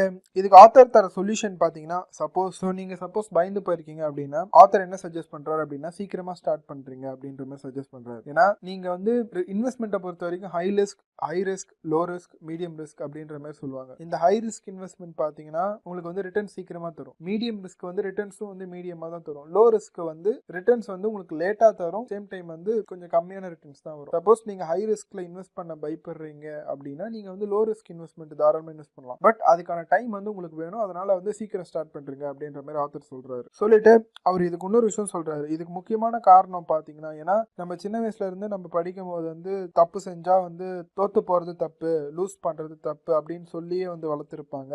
அண்ட் அதேமாரி ஒரு மிடில் கிளாஸ் பர்சனோட வீட்டில் பார்த்தீங்கன்னா பணத்தை பற்றி பேசவே மாட்டாங்க. பணத்தை பற்றி ஒரு டாபிக் எடுத்தாலே இதெல்லாம் நம்மளுக்கு சம்மந்தம் இல்லாத டாபிக் அப்படின்னு சொல்லிட்டு ஸ்கிப் பண்ணிட்டு போயிட்டே இருப்பாங்க. அண்டு இந்தமாரி ஒரு மைண்ட் செட் இருக்கிறதுனால பணத்தை பற்றியும் தோக்கிறத பற்றியும் ஒரு தப்பான அபிப்பிராயம் வந்து ஒரு மிடில் கிளாஸ் பர்சனுக்கு வந்துடும். அவங்க மிடில் கிளாஸாவோ இல்லை புவராவோ இருக்கிறதுக்கு முக்கியமான காரணம் பார்த்தீங்கன்னா இதுதான். இதில் ராபர்ட் என்ன சொல்கிறாருன்னா, அவரோட ரிச் டேட் கொடுத்த ஒரு அட்வைஸ் வந்து பாயிண்ட் பண்ணுறாரு. நிறைய பேர் வந்து பணக்காரங்களா ஆகாமல் இருக்கிறதுக்கு ஒரே ரீசன் என்னன்னா, எல்லாருமே வந்து சேஃபாக இருக்கணும், சேஃபாக ப்ளே பண்ணணும் அப்படின்னு நினைப்பாங்க. அதாவது ஜெயிக்கிறத விட தோக்கிற பயம் வந்து அதிகமாக இருக்கும் அப்படின்ற மாதிரி சொல்லுவாங்க. அண்ட் இதெல்லாம் சொல்லிட்டு அவர் கடைசியாக இதை பற்றி ஒரு விஷயம் மட்டும் சொல்கிறார். நீங்கள் சப்போஸ் தோத்துட்டீங்க அப்படின்னா அந்த ஃபினான்ஷியல் லாஸில் கற்றுக்கிட்ட விஷயத்த வந்து ஒரு எக்ஸ்பீரியன்ஸாக வச்சுக்கிட்டு அதை வச்சு இன்னும் இதை வச்சு எப்படி பணம் சம்பாதிக்கலாம் அப்படின்ற மாதிரி பார்க்க சொல்கிறார். அதாவது உங்கள் ஃபினான்ஷியல் லாஸை வந்து உங்கள் ஃபினான்ஷியல் கெயினாக வந்து ஆத்தர் மாற்ற சொல்கிறாரு. அண்ட் இதே தான் வந்து ராக்கர் ஃபெல்லரும் சொல்லியிருப்பார். அதாவது அவர் வந்து எல்லா டிசாஸ்டரையும் வந்து ஒரு ஆப்பர்ச்சுனிட்டியாக மாற்றணும் அப்படின்ற மாதிரி சொல்லியிருப்பாரு. அண்டு ஆத்தர் இதில் தர இன்னொரு கீ பாயிண்ட் பார்த்தீங்கன்னா, சப்போஸ் உங்ககிட்ட வந்து பணம் கம்மியாக இருக்குது, நீங்கள் வந்து பணக்காரன் ஆகணும் அப்படின்னு நினைக்கிறீங்கன்னா நீங்கள் வந்து ஃபோக்கஸ்டாக இருக்கணும், நீங்கள் வந்து பேலன்ஸ்டாக இருக்கக்கூடாது. நிறைய பேர் பார்த்தீங்கன்னா வச்சுக்கோங்களேன், என்கிட்ட பணம் கம்மியாக தான் இருக்குது, என்கிட்ட ஒரு 5 லட்சம் தான் இருக்குது, அதனால் நான் என்ன பண்ண போகிறேன்னா 1 லட்சம் வந்து ஸ்டாக்கில் போட போகிறேன், 1 லட்சம் பாண்டில் போட போகிறேன், 1 லட்சம் ரியல் எஸ்டேட், 1 லட்சம் வந்து மியூச்சுவல் ஃபண்டில் போட்டு நான் என் இன்வெஸ்ட்மெண்ட் வந்து டைவர்சிஃபை பண்ணுறேன் அப்படின்ற மாதிரி நிறைய பேர் சொல்லுவாங்க. பேலன்ஸ் பண்ணுறேன் அப்படின்ற மாதிரி சொல்லுவாங்க. அண்ட் ஆத்தர் என்ன சொல்கிறாருன்னா, இதுக்கு அப்படியே கான்ட்ரவர்ஷியலாக சொல்கிறாரு. நீங்கள் வந்து குறைஞ்ச டைமில் பணக்காரன் ஆகணும், லிட்டில் இன்வெஸ்ட்மெண்ட்டை வச்சு பணக்காரன் ஆகணும் அப்படின்னா நீங்கள் வந்து பேலன்ஸ்டாக இருக்கக்கூடாது, நீங்கள் வந்து ஃபோக்கஸ்டாக இருக்கணும். ஸோ அப்படி சொல்லும் போது ஃபோக்கஸ்டுனா உங்களுக்கு எங்கே ஃபோக்கஸ் பண்ணுறது அப்படின்றது தெரிஞ்சிருக்கணும். பேலன்ஸ்டுனா 5 விஷயத்தில் போடுறேன், ஏதாவது ஒன்று வந்தால் நான் பார்த்துக்கிறேன் அப்படின்ற மாதிரி இருக்கக்கூடாது. இந்த விஷயத்தில் போட்டால் காசு வரும்னு தெரிஞ்சுட்டு அந்த ஒரு இடத்துல நீங்கள் வந்து காசு போடுற மாதிரி இருக்கணும். ஸோ அதுக்கு வந்து நாலேஜ் பேக்கப் வந்து உங்களுக்கு தேவை. அப்படி இருந்தால் இந்த மாதிரி பண்ண சொல்கிறாரு. இதை இன்னும் கரெக்டாக சொல்லணும்னா, வாரன் பஃபெட்டோட ஒரு ஃபேமஸ் கோட் இருக்கு, don't put all eggs in one basket அப்படின்ற மாதிரி வாரன் பஃபெட் சொல்லுவார்.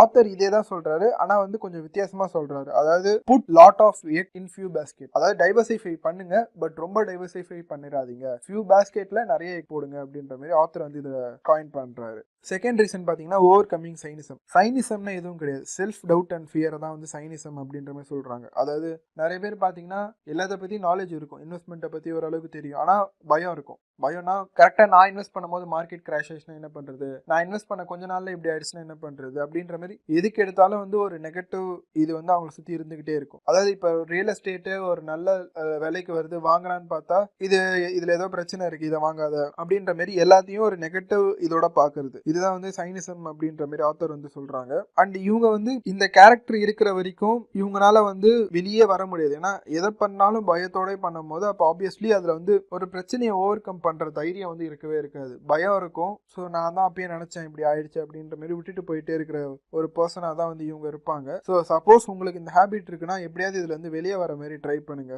ஆத்தர் இதுக்கு இன்னொரு எக்ஸாம்பிள் கொடுக்குறாரு. அது என்னன்னா, நிறைய பேர் வந்து பாத்தீங்கன்னா இப்போ நம்ம எதாச்சும் ஒன்று இன்வெஸ்ட் பண்ண போறோம்னு சொன்னா சேச்சா அதெல்லாம் பண்ணாது, அதெல்லாம் வேஸ்ட், அப்படிலாம் பண்ணா காசு தான் போகும் அப்படின்ற மாதிரி சொல்லுவாங்க. ஸோ பதிலுக்கு வந்து நீங்க பண்ணிருக்கீங்களா அப்படின்னு கேட்டா நான் பண்ணல, எனக்கு என் ஃப்ரெண்டு சொன்னான் அப்படின்ற மாதிரி சொல்லுவாங்க. அதாவது அவங்க பண்ணவே மாட்டாங்க, யாருன்னா ஒருத்தவங்க பண்ணா அதையும் வந்து கெடுத்து விடுற மாதிரி தான் இருப்பாங்க. ஸோ ஆத்தர் இதான் சொல்றாரு, டவுட் இஸ் எக்ஸ்பென்சிவ் அப்படின்ற மாதிரி ஆத்தர் சொல்றாரு. அண்ட் ஆத்தர் நம்ம ஏற்கனவே ஒரு சாப்டர்ல பார்த்த மாதிரி ஆத்தர் என்ன சொல்றாருன்னா, மற்றவங்க மிஸ் பண்ற ஒரு ஆப்பர்ச்சுனிட்டியை வந்து நம்ம ஃபைண்ட் பண்ணணும். ஆப்பர்ச்சுனிட்டின்றது நம்ம மைண்ட்ல நம்ம பார்க்குற விஷயம் தான். ஸோ மற்றவங்க மிஸ் பண்ண ஒரு விஷயத்தை வந்து நம்ம ஃபைண்ட் பண்றோம் அப்படின்னா நம்ம வந்து சீக்கிரமா பணக்காரலாம் எல்லாம் அப்படின்ற மாதிரி ஆத்தர் சொல்றாரு. அண்ட் நம்ம எதை வேணாம்னு நினைக்கிறோமோ அங்கதான் நம்மளுக்கு தேவையான விஷயம் இருக்கு அப்படின்ற மாதிரி ஆத்தர் வந்து சொல்றாரு. அதாவது இப்ப நிறைய பேர் பாத்தீங்கன்னா ரியல் எஸ்டேட் இல்ல ஒரு மியூச்சுவல் ஃபண்ட்ஸ் எடுத்துக்கிட்டேன்னு வச்சுக்கோங்களேன், அதுல இன்வெஸ்ட் பண்ண சொன்னா எல்லாருமே வந்து என்ன யோசிப்பாங்கன்னா, சாச்சா எனக்கு அதை பத்தி ஒண்ணுமே தெரியாது, அதெல்லாம் வேஸ்ட் அப்படின்ற மாதிரி ஒரு ஜென்ரலைஸ்டான ஒரு விஷயம் தான் இருக்கும். நம்மளுக்கு என்ன தெரியாதோ அதை கத்துக்கிட்டு ஏதாவது பண்ணலாம் அப்படின்ற மாதிரி யாருமே வந்து யோசிக்க மாட்டாங்க. ஆப்வியஸ்லி தெரிஞ்ச விஷயத்தை கத்துக்க கொஞ்சம் டைம் ஆகும், பட் ஸ்டில் அதை கத்துக்கிட்டு அதுல இருந்து என்ன பண்ணலாம் அப்படின்ற மாதிரி ஒரு அனலைஸ் பண்ண மாட்டாங்க. கத்துக்க கூட வேணாம், அனலைஸ் பண்ண மாட்டாங்க. அனலைஸ் பண்ணாம ஒரு க்ளோஸ் டு மைண்டடாவே இருப்பாங்க. ஆத்தர் இதுக்கு சொல்ற ஒரே சஜஷன் பாத்தீங்கன்னா அனலைஸ் பண்ண சொல்றாரு. உங்களுக்கு ஃபியர் போற வரைக்கும் அனலைஸ் பண்ணுங்க. ஏன்னா லேக் ஆஃப் நாலேஜ் தான் வந்து அந்த ஃபியரோட முக்கிய காரணமே. ஸோ நீங்க திருப்பி நாலேஜ் கெயின் பண்ண ஆரம்பிச்சிங்க, உங்களுக்கு ஓரளவுக்கு நாலேஜ் வந்துருச்சுன்னா அந்த ஃபியர் வந்து ஆட்டோமேட்டிக்கா போயிடும். அதனால ரிசர்ச் பண்ண சொல்றாரு, அனலைஸ் பண்ண சொல்றாரு. லெசன் 3 பாத்தீங்கன்னா லேசினஸ் ஆஃபன் வந்து நிறைய பேர் நம்ம சொல்லி கேட்டிருப்போம், நான் வந்து பிஸியா இருக்கேன், எனக்கு இதுக்கெல்லாம் டைம் இல்லை அப்படின்ற மாதிரி நிறைய பேர் சொல்லியிருப்பாங்க. அது அவங்க தான் வந்து ஆஃபன் பாத்தீங்கன்னா பிஸி பீப்புள் தான் வந்து லேசி பீப்புள். நம்ம நிறைய கேட்டிருப்போம், ஒரு ஒரு நல்ல பிஸ்னஸ்மேன் வந்து இல்லை ஒரு நல்ல எந்த ஃபேமிலி வேணா எடுத்துக்கிட்டோமே, அப்பா வந்து பார்த்தா என் பசங்களுக்காக நான் கஷ்டப்படுறேன், என் ஒய்ஃபுக்காக நான் கஷ்டப்படுறேன் அப்படின்ற மாதிரி ஆஃபீஸில் எக்ஸ்ட்ரா டைம் வேலை செஞ்சு வந்து ரொம்ப கஷ்டப்பட்டு வருவாங்க. பட் ஆப்வியஸ்லி வந்து அவங்க ஃபேமிலி கூட வந்து டைமே ஸ்பெண்ட் பண்ண மாட்டாங்க. அதனால அவங்க எந்த ஃபேமிலிக்காக கஷ்டப்பட்டு டைம் ஸ்பெண்ட் பண்ணாங்களோ அந்த ஃபேமிலி வந்து பிரேக் ஆகிடும். இது வந்து நிறைய விஷயத்துல வந்து நடந்துட்டு இருக்கும். அதாவது அவங்க பிஸின்னு சொல்லிட்டு ஏதாவது ஒரு விஷயத்த வந்து அவாய்ட் பண்ணிக்கிட்டே இருப்பாங்க. அது என்ன விஷயம் அதை பற்றி தெரிஞ்சுக்கணும் அப்படின்ற மாதிரி யோசிக்க மாட்டாங்க. அதாவது பேலன்ஸ் பண்ண மாட்டாங்க. பிஸின்னு சொல்லிட்டு ஏதாவது ஒரு விஷயத்த வந்து அவாய்ட் பண்ணிகிட்டே இருப்பாங்க. இது வந்து அவங்களுக்கும் வந்து மனசில் படும், நம்ம அவாய்ட் பண்ணுறோம் அப்படின்ட்டு. பட் ஸ்டில் அவங்களோட லேசினஸை வந்து அவங்க பிஸியாக இருக்கேன் அப்படின்னு சொல்லிட்டு அவங்க இது பண்ணிட்டு இருக்காங்க. அண்ட் ஆத்தர் இதுக்கு சொல்கிற சொல்யூஷன் பார்த்தீங்கன்னா கொஞ்சம் கிரீட் இருக்கலாம், அதாவது கொஞ்சம் பேராசை இருக்கலாம், தப்பு இல்லை. கொஞ்சோண்டு உங்களுக்கு எப்போ அந்த பேராசை வருதோ அப்போ தான் வந்து நீங்கள் லேசினஸை ஓவர் கம் பண்ணிவிட்டு அந்த ஒர்க்குக்காக வந்து நீங்கள் வேலை செய்வீங்க. ஆனால் நம்ம சின்ன வயசுல இருந்தே வந்து நம்ம கிட்ட நிறைய விஷயம் வந்து சொல்லிட்டு இருப்பாங்க, நீ உன்னை பற்றி மட்டும்தான் யோசிப்பியா, நீ வேற யாரை பற்றியும் யோசிக்க மாட்டியா, உனக்கு உன்னோட இதுதான் முக்கியமா அப்படின்ற மாதிரி சொல்லுவாங்க. அதாவது நம்ம டிசையர், நம்மளோட ஆசையை வந்து சின்ன வயசுல இருந்து தப்புன்னு சொல்லிட்டு ஒரு கில்ட்டை வச்சுட்டே நம்ம ஆசையை வந்து சப்ரஸ் பண்ணியிருப்பாங்க. அண்ட் நிறைய சென்டென்ஸ் வந்து நம்ம கேட்டுக்கலாம் நம்ம வீட்டில் சொல்கிறது, நம்ம என்ன பணம் என்ன மரத்தில் காய்க்குதுன்னு நீ நினச்சிருக்கியா, நம்ம ஒன்றும் பணக்காரங்க இல்லை அப்படின்ற மாதிரி பேரண்ட்ஸ் வந்து நம்மளுக்கு நிறைய சொல்லியிருப்பாங்க. ஸோ இதெல்லாம் வந்து எப்படின்னா நம்மளோட டிசையர் இருக்கும், நம்மளுக்கு ஒரு டிசையர் இருக்கும், அந்த டிசையரை வந்து நம்ம தப்பு செஞ்சுட்டோம் நம்மளை கில்ட்டியாக ஃபீல் பண்ண வச்சுட்டு அந்த டிசையரே தப்பு அப்படின்ற மாரி கொண்டு வந்துடுவாங்க. நிறைய பேரண்ட்ஸ் பார்த்தீங்கன்னா இந்த ரிவர்ஸில் கூட யூஸ் பண்ணுவாங்க, என்னோட மேஜர் சேவிங்கை வச்சு நான் வந்து உனக்கு இது வாங்கி தரேன், அதேமாரி நான் சின்ன வயசில் இருக்கும்போது எங்கள் அப்பா வந்து எனக்கு இது வாங்கி தரல, ஆனால் நான் வந்து உனக்கு வந்து வாங்கி தரேன் அப்படின்ற மாதிரி ஒரு எமோஷ்னல் பிளாக்மெயில் மாதிரி சொல்லுவாங்க. அப்படின்ற மாதிரி சொல்லி நிறைய அப்பா வந்து அவங்க பசங்களுக்கு வாங்கி தருவாங்க. ஸோ இது ரெண்டுமே வந்து ஒரு விதமான வந்து ஒரு சப்ரஷன் தான். அதாவது ஃபஸ்ட்டு கேஸில் பார்த்தீங்கன்னா ஆசைப்படுறதே தப்பு அப்படின்ற மாரி ஒரு பர்சனுக்கு வந்து தோணலாம், அந்த பையனுக்கோ இல்லை அந்த பொண்ணுக்கோ அந்த குழந்தைக்கு தோணலாம்.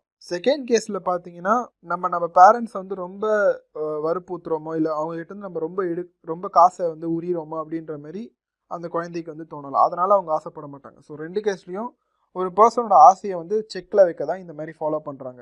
அண்டு ஆத்தர் இதுக்கு தர சொல்யூஷன் பார்த்தீங்கன்னா நம்ம ஒரு விஷயத்த பார்க்குறோம், இப்போ ஒரு பெரிய கார் ஒன்று சூப்பராக போகுது, அதை வாங்கணும் அப்படின்னு நினைக்கிறோன்னா அந்த காரை பார்த்துட்டு என்னால் இதெல்லாம் வாங்கவே முடியாது அப்படின்ற மாதிரி யோசிக்கும் போது நம்ம மைண்ட் வந்து ஒரு க்ளோஸ்டு மைண்ட் ஆகிடுது. அந்த ஒரு தாட்டுக்கு அப்புறம் நம்மளுக்கு யோசிக்கிறதுக்கு வேறு விஷயமே கிடையாது, வாங்க முடியாதுன்னு ஒரு நெகட்டிவாக ஃபீல் பண்ணிட்டு அடுத்த வேலையை பார்த்துட்டு போயிட்டே இருப்போம். ஆனால் இது எப்படி வாங்குறது அப்படின்னு நான் யோசிக்கும் போது தான் நான் வந்து கேல்குலேட் பண்ண ஆரம்பிப்பேன். ஓகே, எனக்கு சம்பளம் இவ்வளோ வருது, இல்லை எனக்கு வருமானம் இவ்வளோ வருது, நான் இந்த செலவு இவ்வளோ பண்ணுறேன், இவ்வளோ சேர்த்து வைக்கிறேன், ஸோ நான் மாதம் இவ்வளோ சேர்த்து வச்சேன்னா என்னால் இத்தனை வருஷத்துக்குள்ளே இதை வாங்க முடியும் அப்படின்ற மாதிரி ஒரு சின்ன கேல்குலேஷன் போடுவோம். ஒரு பாசிபிலிட்டி ஏதாவது தெரிஞ்சால் அதுக்கப்புறம் தான் நம்ம ஒர்க் பண்ண ஆரம்பிப்போம். ஸோ இந்த இதுக்கு ஆத்தர் சொல்யூஷன் என்ன தராங்க அப்படின்னா guilt is worse then greed அப்படின்ற மாதிரி சொல்கிறாங்க. உங்கள் மனசில் ஆசைப்படுறதே தப்பு அப்படின்ற ஒரு எண்ணம் இருக்குது தெரியுமா, அதுதான் இருக்கிறதுலே மோசமான விஷயம், அது வந்து கிரீடை விட மோசமானது அப்படின்ற மாதிரி சொல்கிறாங்க.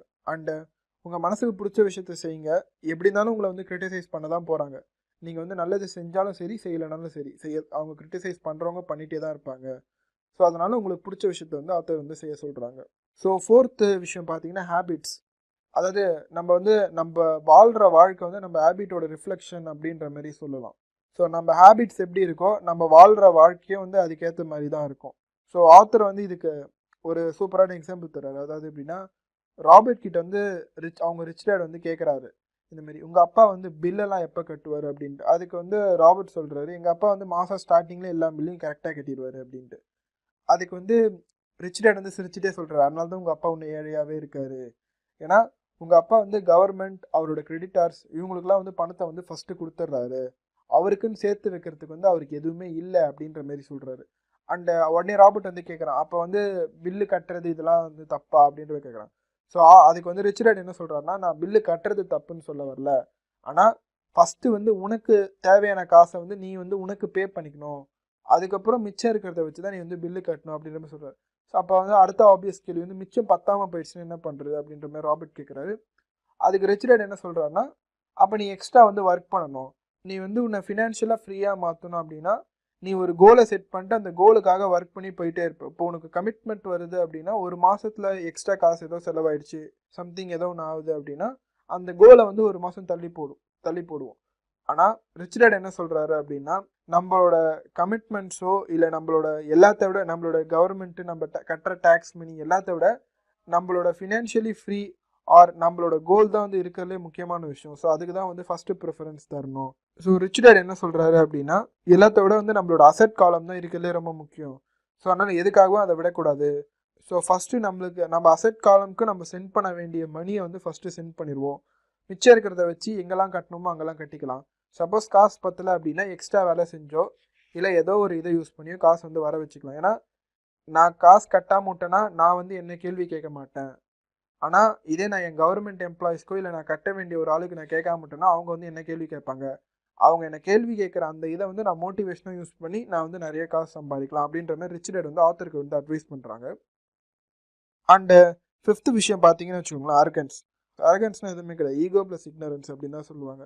அதாவது எனக்கு தெரிஞ்ச விஷயம் வந்து எனக்கு பணத்தை கொடுக்கும், எனக்கு தெரியாத விஷயம் வந்து நான் பணத்தை லூஸ் பண்ண காரணமாக இருக்கும் அப்படின்ற மாதிரி ஆத்தர் சொல்கிறாரு. அதாவது எப்பப்பெல்லாம் நம்ம வந்து அரகண்ட்டாக இருக்கோமோ, எனக்கு இது தெரியும் அப்படின்ற மாதிரி ஒரு அரகண்ட்டாக இருக்கோமோ அப்போல்லாம் வந்து பணம் லாஸ் கண்டிப்பாக ஆத்தருக்கு வந்து லாஸ் ஆகிருக்கு அப்படின்ற மாதிரி சொல்லியிருக்காரு. ஏன்னா நம்ம எப்போ அரகண்ட்டாக இருப்போம் அப்படின்னா எனக்கு தெரியாத விஷயம் வந்து இம்பார்ட்டண்டான விஷயம் இல்லை அப்படின்னு நம்ம நினைக்கும் போது தான் அரகண்ட்டாக இருப்போம். அதாவது ஃபார் எக்ஸாம்பிள் இப்போ ஒருத்தவங்களுக்கு வந்து மியூச்சுவல் ஃபண்டை பற்றி எதுவுமே தெரியாது. அவங்க வந்து மியூச்சுவல் ஃபண்ட் வந்து வாழ்க்கை இல்லை, பணக்காரன் ஆகிறதுக்கு நிறைய வழி இருக்குது, மியூச்சுவல் ஃபண்டு மட்டும்தான் ஒரே வழி இல்லை அப்படின்ற மாரி அவங்க நினைக்கும் போது தான் அவங்க வந்து ஒரு அரகண்ட்டாகவே இருப்பாங்க. ஸோ அவங்களுக்கு தெரியாத விஷயம் வந்து எப்போ இம்பார்ட்டண்ட் இல்லை அப்படின்னு நினைக்கிறாங்களோ அப்போ தான் வந்து அவங்க அரகண்ட்டாக இருப்பாங்க.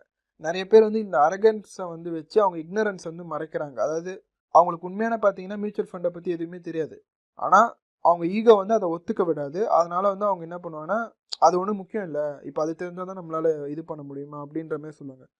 அண்ட் ஆத்தர் இதுக்கு சொல்கிற சொல்யூஷன் பார்த்தீங்கன்னா, எப்போ வந்து நீங்கள் ஒரு விஷயத்தில் இக்னரண்ட்டாக இருக்கீங்க இல்லை உங்களுக்கு தெரியாமல் இருக்குது, எப்போ உங்களுக்கு ஒரு விஷயம் தெரியல அப்படின்னு ஃபீல் பண்ணுறீங்களோ அந்த விஷயத்தில் வந்து கொஞ்சம் அதை பற்றி படிக்க ஆரம்பிங்க. ஏதோ ஒரு மீன்ஸ் மூலமாக படிங்க, இல்லை யார்கிட்டனா ஹெல்ப் கேளுங்க. உங்கள் லேக் ஆஃப் நாலேஜ் தான் உங்களோட இக்னரன்ஸுக்கு காரணம். ஸோ வந்து உங்களை நிறைய படித்து நிறைய விஷயம் தெரிஞ்சுக்கோங்க. அப்படி தெரிஞ்சுக்கிறதுனால உங்களுக்கு அந்த லேக் ஆஃப் நாலேஜ், அந்த ஃபியர்லாம் போயிட்டு நீங்கள் வந்து நீங்கள் திங்க் பண்ணுறது வந்து கொஞ்சம் மெச்சூர்ட் ஆகும். இதை தான் வந்து ஆத்தர் இந்த சாப்டரில் ஃபுல்லாக டிஸ்கிரைப் பண்ணியிருக்காங்க.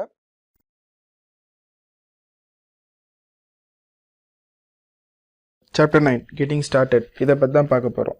இதுக்கு முன்னாடி இருக்க சாப்டரில் பார்த்தீங்கன்னா ஃபினான்ஷியல் ஐக்யூனா என்ன, அதோட அப்டிகல்ஸ் என்னென்ன அப்படின்னு பார்த்தோம். ஸோ இந்த சாப்டரில் எப்படி நம்ம ப்ரொசீட் பண்ணுறது அப்படின்றத பற்றி பார்க்க போகிறோம். அதாவது எப்படி நம்ம ஸ்டார்ட் பண்ணுறது நம்ம ஃபினான்ஷியல் இன்டெலிஜென்ஸை யூஸ் பண்ணுறதுக்கு. இதுக்கு ஆத்தர் பார்த்தீங்கன்னா சிம்பிளாக ஒரு 10 ஸ்டெப் சொல்லியிருக்காரு. இந்த 10 ஸ்டெப்பு வந்து நீங்கள் டெய்லி பேசிஸில் யூஸ் பண்ணீங்க அப்படின்னா உங்கள் ஃபினான்ஷியல் இன்டெலிஜென்ஸ் வந்து அதிகமாக ஆகும். அது வந்து உங்கள் லைஃபோட ஒரு பார்ட்டாக இன்கார்பரேட்டும் ஆகிடும். ஃபர்ஸ்ட் ஸ்டெப் பார்த்தீங்கன்னா need a reason greater than reality. அதாவது பர்பஸ் ஆர் டிசையர் அப்படின்னு கூட சொல்லலாம். உங்களை விட உங்கள் பர்பஸோ அல்லது உங்கள் டிசையரோ வந்து பெருசாக இருக்கணும். நீங்கள் வந்து ஒரு விஷயத்த செய்யும்போது ஏன் செய்கிறீங்க அப்படின்ற அந்த விஷயம் வந்து உங்களுக்கு வந்து தெரியணும். இப்போ ஃபார் எக்ஸாம்பிள் நீங்கள் வந்து ஒரு டார்கெட் வச்சுருக்கீங்க, இத்தனை நாளுக்குள்ளே நான் வந்து இதை அச்சீவ் பண்ணுவேன் அப்படின்ட்டு. ஸோ அந்த விஷயம் வந்து நீங்கள் உங்களுக்காக செய்கிறீங்க அப்படின்னா அதோட இம்பேக்ட் வந்து கொஞ்சம் கம்மியாக இருக்கும். அதே விஷயம் நீங்கள் வந்து வேறு ஒரு பர்சனுக்காகவோ இல்லை உங்கள் ஃபேமிலிக்காகவோ செய்கிறீங்க, வித் ஒரு எமோஷ்னல் பாண்டிங்கோடு இருக்குது அப்படின்னா அதோட இம்பேக்ட் வந்து அதிகமாக இருக்கும். ஏன்னா இப்போ நீங்கள் அந்த விஷயத்தை அச்சீவ் பண்ணல அப்படின்னா அது வந்து உங்களை மட்டும் பாதிக்கிற மாதிரி இருந்தால் நீங்கள் அதை ஃபுல்ஃப்ளெஜ்டாக செய்ய மாட்டீங்க. அதுவே ஒரு ஃபேமிலியோ இல்லை ஒரு சொசைட்டியோ அந்த விஷயம் பாதிக்குது அப்படின்னா அதுக்கு வந்து நீங்கள் ஃபுல்ஃப்ளெஜ்டாக இறங்கி செய்வீங்க. ஓகே, நான் இதை பண்ணலைன்னா இவங்களுக்கு இப்படி ஆகிடும் அப்படின்ட்டு.